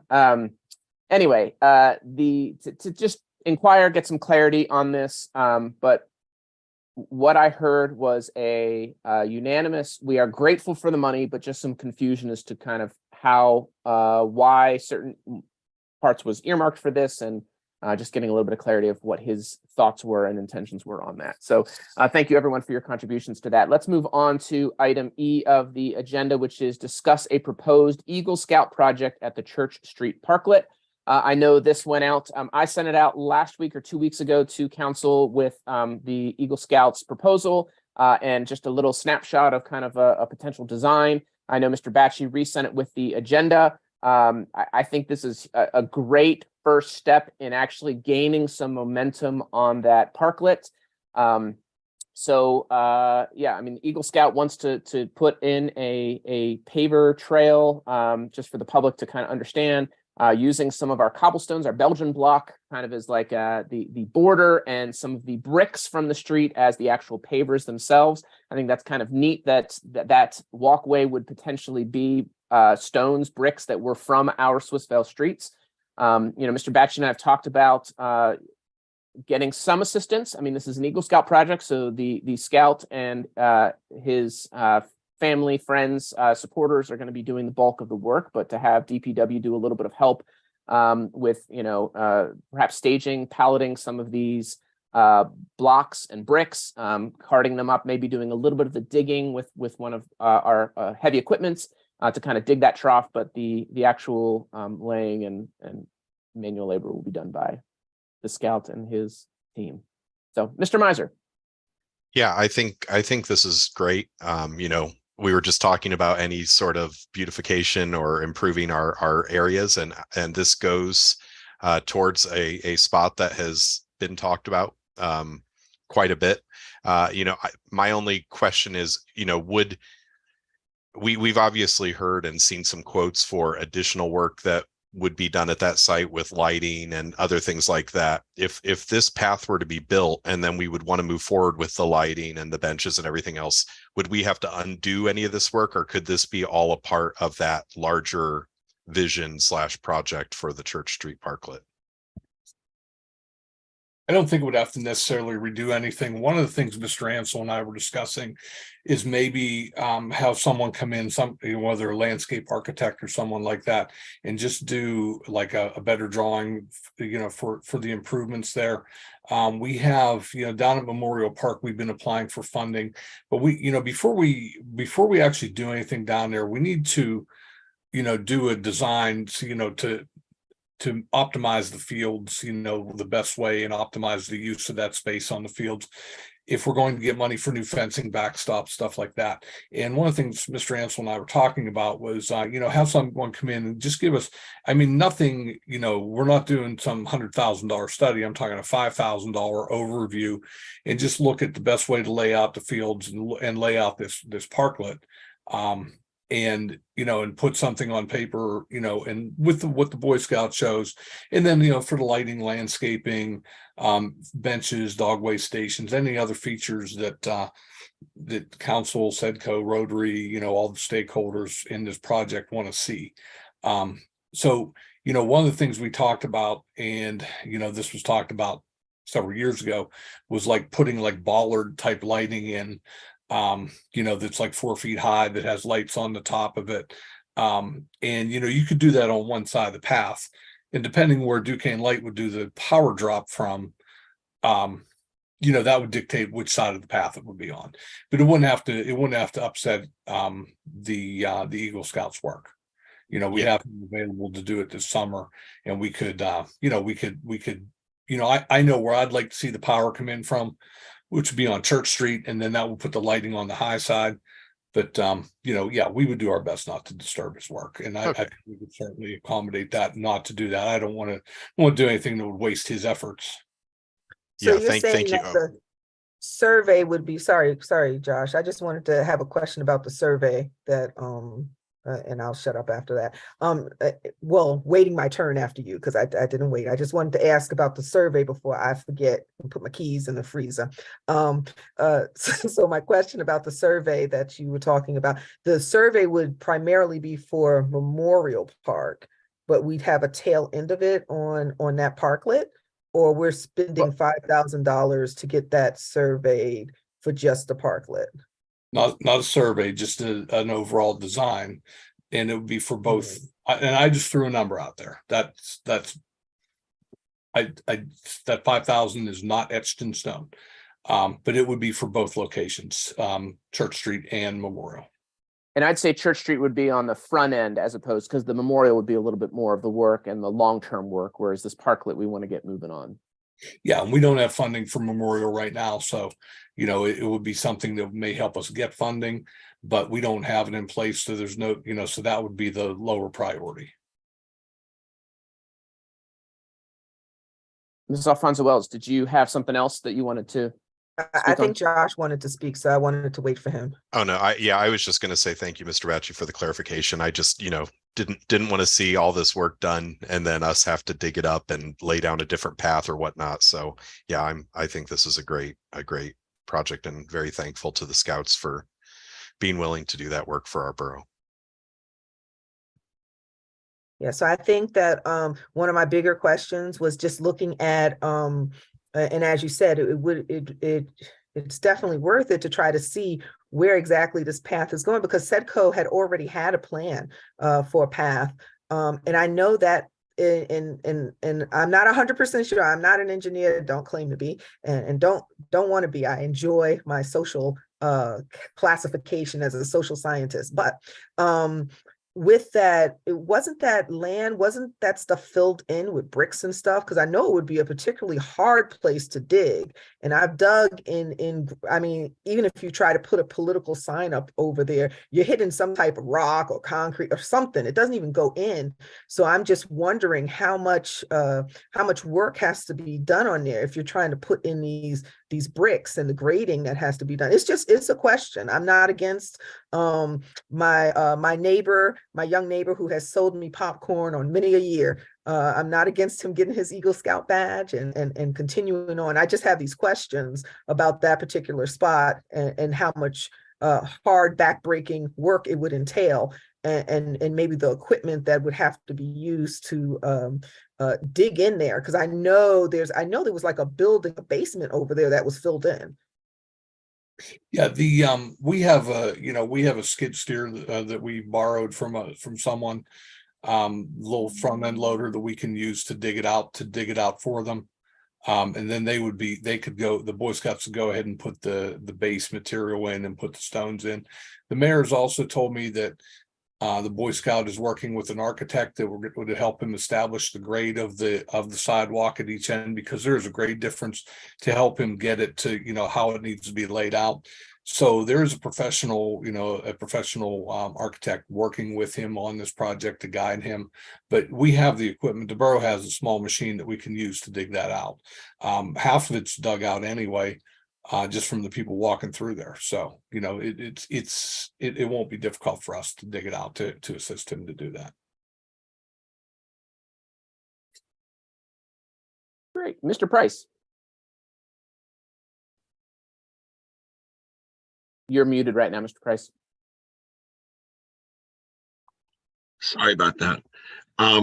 Someone mentioned in the past that it may have been the mayor or someone else about the possibility of having lighting that is solar powered, that would just be standalone, so that we wouldn't have to worry about connecting with Duquesne Light.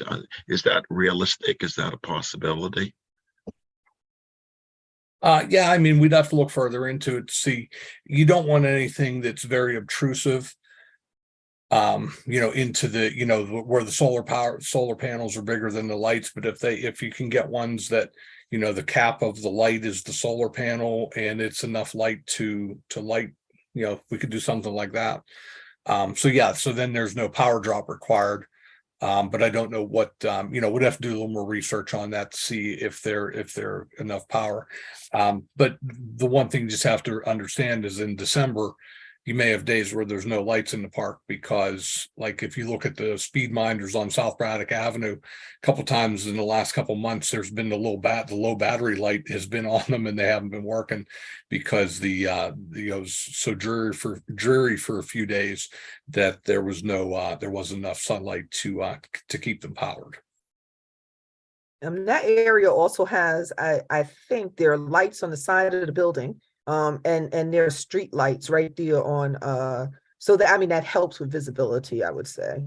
There's a street light on both sides. There's one on South Braddock that we requested to be put in about 2 years ago, and then there's one on Church Street on the pole at the back of the property. Mr. Price, did you have more you wanted to say? Yes, I understand from his proposal that he is talking about moving, I think it was 1,800 paving stones and placing those by hand. So it sounds like an immense amount of work. If this actually happens and is completed, I wouldn't be opposed to calling it Eagle Park or something. Definitely heavy effort for sure. Okay, Mr. Batchy, will we need to vote on this? I mean, it seems like consensus of council is okay with this. I mean, most of our questions have to do with stuff that's not with the Eagle Scout, which is lighting and all that kind of stuff. Do we need to do anything with the Eagle Scout, or can we give him the go ahead? I think there's a consensus here that the council wants it. I mean, correct me if I'm wrong. Just one question, just nothing pretty bad or anything like that. Just making sure that how much money are we having to put into this? Because you did say that you had to. I don't vote for anything in my household that I don't know how much it costs. Right? There's no we thought that roof was going to be $10,000 and it's 20. No. So I just want to know, are we paying for this? You said a front end because we needed to get that information for both Memorial Park and this parklet, but we were going to do the parklet first. Could I get some dollar amounts on that? And I know he's working with an architect, but we still need to do some work on our end. So I just want to make sure we have a dollar amount associated with this. And it's not just the next week we come in here and it's like $30,000 that we have to spend on that. That's all I'm checking. I like my Boy Scouts. I like my Eagle Scouts. I'm not opposed to him doing hard work. Looks like a huge job, to be very, very clear. And sometimes I have told my students, that's like a dissertation. You might want to wait till you go to grad school and lower that amount so you're only doing a 5 to 10 page paper. So I just want to make sure he's not doing this huge construction project that he doesn't need to, make it a little easier on himself, because that's a lot of work. Well, I mean, I think the survey or the drawing that Mr. Batcher is talking about is not specifically just for the Eagle Scout. That's to just get a few of the park. So beyond just the path, the benches, the lighting, trash cans, those types of things. I don't know of a dollar amount. I don't think Mr. Batchy knows a dollar amount. I mean, can you give us a range of where you think it would be? Let's just say just for the parklet. I'd prefer not to. Okay. I mean, that's something we'll have to do eventually, regardless of the Eagle Scout project or not. That is something that we'll probably have to do as part of this project. As for the actual Eagle Scout project costs, what I had said was that we would probably need a couple DPW employees to help out down with the collection of the bricks and cobblestones. What Mr. Batchy and I talked about was, that the Scouts kind of team could be the ones actually palleting them, but we would need someone to backhoe down there to kind of pull stuff out so that it's accessible, because they're all buried in just mounds of dirt. To assist in that way, depending on when it happened, if we had some summer help, they could maybe help with some of that. DPW would then take those pallets and transport them on the forklift up to, so that's, again, cost. It's part of our kind of day-to-day operations, but transport that up to the park. And then the use of this skid something, whatever that was, to basically dig the trench for him, to help him in that. I think that will really save some of the backbreaking labor of kind of having that channel cut out.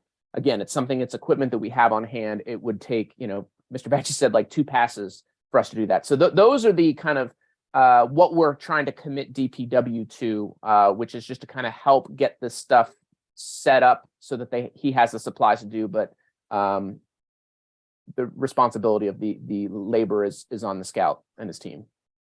But it's not free. I want to be clear. It's not free. It's not free. It's some labor costs, and it's a lot of. I'm just asking. Absolutely. Don't get mad at me.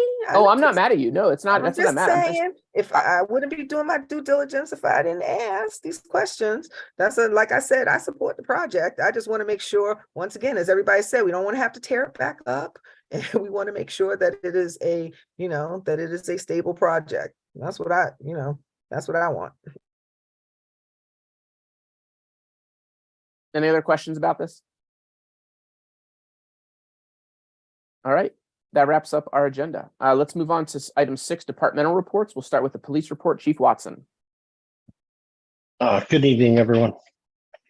The only thing I have tonight is that on Tuesday, April 11th at 6 p.m. at the fire station, we'll be having another community watch meeting. We'll be working with the developing the watch leaders and some programs we want to push out. And that's all I have for tonight, Mr. President. Great, thank you. Any questions for Chief? All right, let's move on to code and fire. Chief Wilhelm.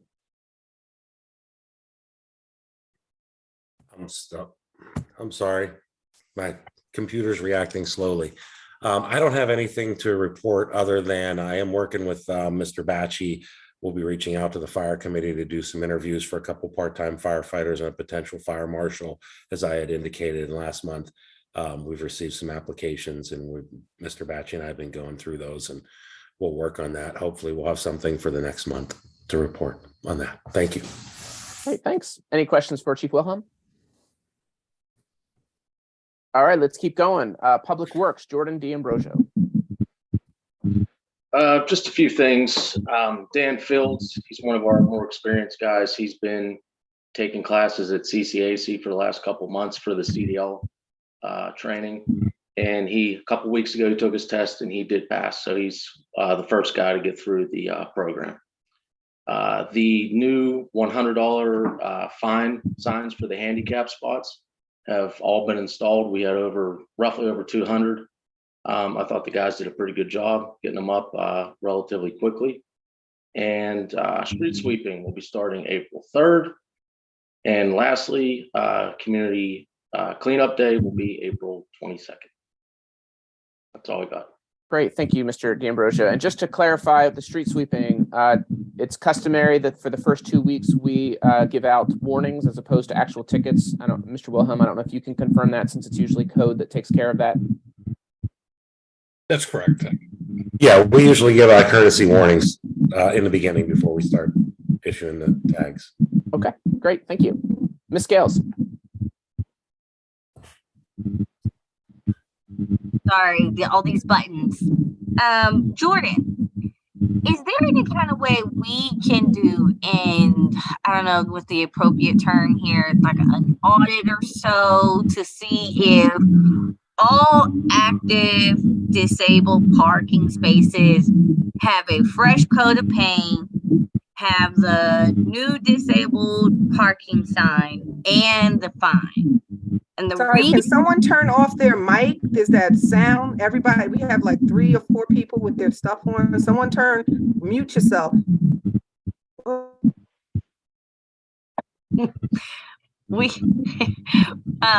reason why I ask is because I have either by way of direct contact with the resident or on social media with the resident received complaints about the fact that their particular space does not have these things. Maybe they got a fresh coat, but they don't have the new sign, or maybe they didn't get any of them. So I'm just wondering, is there any kind of way we can check the list of all the active folks and make sure we have hit up every single active space with those 3 things? Yeah, we've been working on that, and I have the guys, they actually have an inventory of all the signs and what needs repainted, what needs a new sign, so forth. But we are working on that, and we're gonna get started on the painting just as soon as we get a little more steady, warm weather. We're gonna start refreshing all the spots up. Thank you. When can I receive maybe like some type of update to know how many spaces have been painted, how many still remain, how many spaces have the new signs, how many spaces don't have the new signs, so that when these concerns come up, I know, okay, they're most likely on the list of this category of people, and that's why, you know, they haven't received either their painting or their sign yet. Yeah, I actually have a list of that right now, so I could send it over, you know, end of the week, next week, whenever. Thank you so much. Miss Alfonso Wells. Yeah, I have a question about the street sweeping. I know it's getting ready to commence, but some of us have our streets torn up because of they're putting in those gas lines, particularly on Schroyer, but I've seen it all over. How does that work? Because is anyone even sweeping the street that has this heavy equipment on it and the road is closed? Because if they're not sweeping it, I could just leave my car there. Well, as much as I'd want to with all the heavy equipment, but I just want to make sure that if your block is closed off or they're putting in these gas things, is the street sweeper even going by? We're not going to be able to get in areas where they have the whole block shut off. We're not going to go through there. Because, and they've also put up this I don't know if this would affect, and of course we don't want to damage our equipment, but they've put this kind of these tar patches all over the place that still look wet and are crumbly. So I'm probably not the safest place to take the machine, even though I love seeing my my street sweeper. He's my buddy. But I was just thinking about that as I looked at, I mean, they've torn up a lot. And I guess Mr. Batchy would probably know better than me, and not in terms of their schedule, but just the fact that after they finish tearing it up, we still have a while to go before they would even patch the roads, correct? Yeah, there's usually a little bit of lag time before they make permanent patches. I mean, the street sweeper can still come down the street once they're out of there, but they may not be able to, where those patches are, they may have to go around the patches, you know, to avoid tearing them up, because like I said, it will damage the machine. We can't get that cold patch asphalt up in the machine, and then we'd be ripping the patch out, you know, fresh patch. So it will, there may be some disruption until they make repairs. Thank you. All right, thank you, Mr. Dienberg. All right, let's move on to Borough Manager Greg Batchy. Thanks, sir. First thing is, I received an email. This is not on the agenda because I received it late today from Connect, and it was in association with their 2023 dues request, which we put in for payment. But in the dues request, it stated that they are transitioning to be funded by an organization called the Community Foundation of the Alleghenies. So Connect is asking us to pass a resolution to express our support of the transition and our continued support of Connect. They also want to know too, in the resolution, the appointed official, which would be probably myself, and two elected officials who would be members of Connect for a one-year term expiring April 2024. So I don't know if Sean wants to continue in that role. I know she has some, you know, concerns with that. I'm joking, Sean. But you know, I'm assuming Sean would want to continue, but we need to know who the second person would be. That would be the official member / representative of Connect from Swissvale Borough, and then we can get, if it's your desire, and I'm assuming it would be, to have this resolution on the agenda for next week.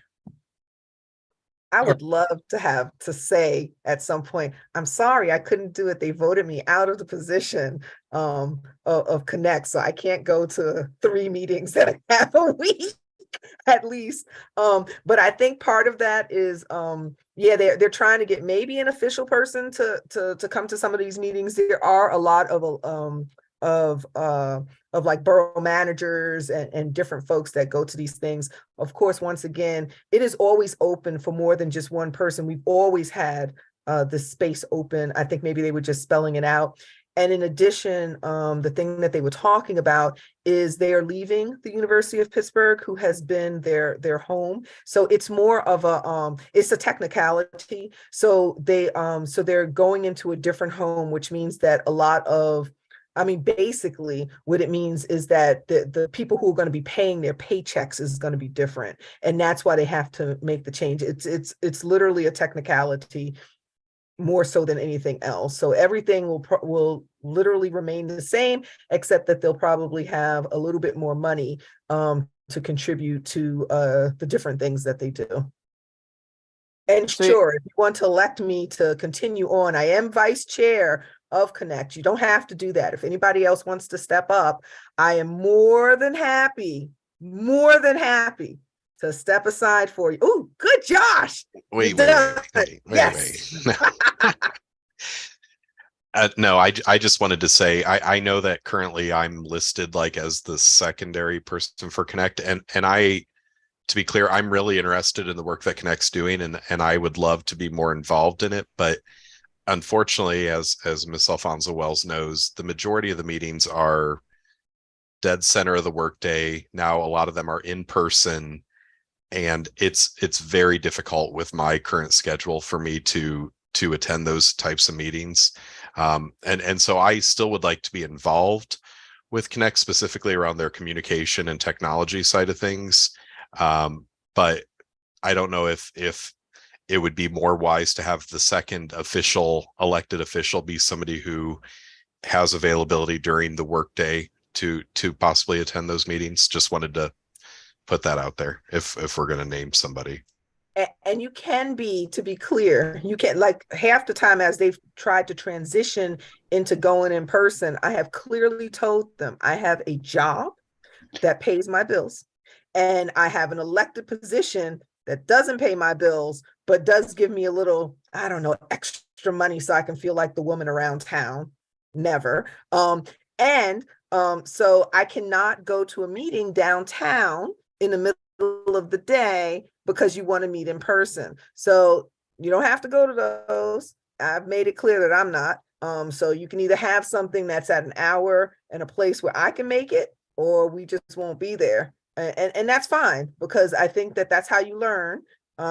You can't have everything in person, because if you're not, I mean, for example, if Greg was to decide to take up the mantle, that means that Greg would have to still get downtown, or wherever it is that they're having their meeting, Mount Lebanon or wherever they're having a meeting, that Greg would have to take part of his day to go down there. And that's still difficult. So I think that sometimes the learning curve of making sure that they can all meet on Zoom when everybody can at least meet for an hour, or to have a meeting at a time when everybody can make it. So, but Josh, thank you for stepping up. And I know I have definitely seen Chief Watson and Chief Wilhelm at some of these meetings. My face I was like, oh yeah, I know these folks.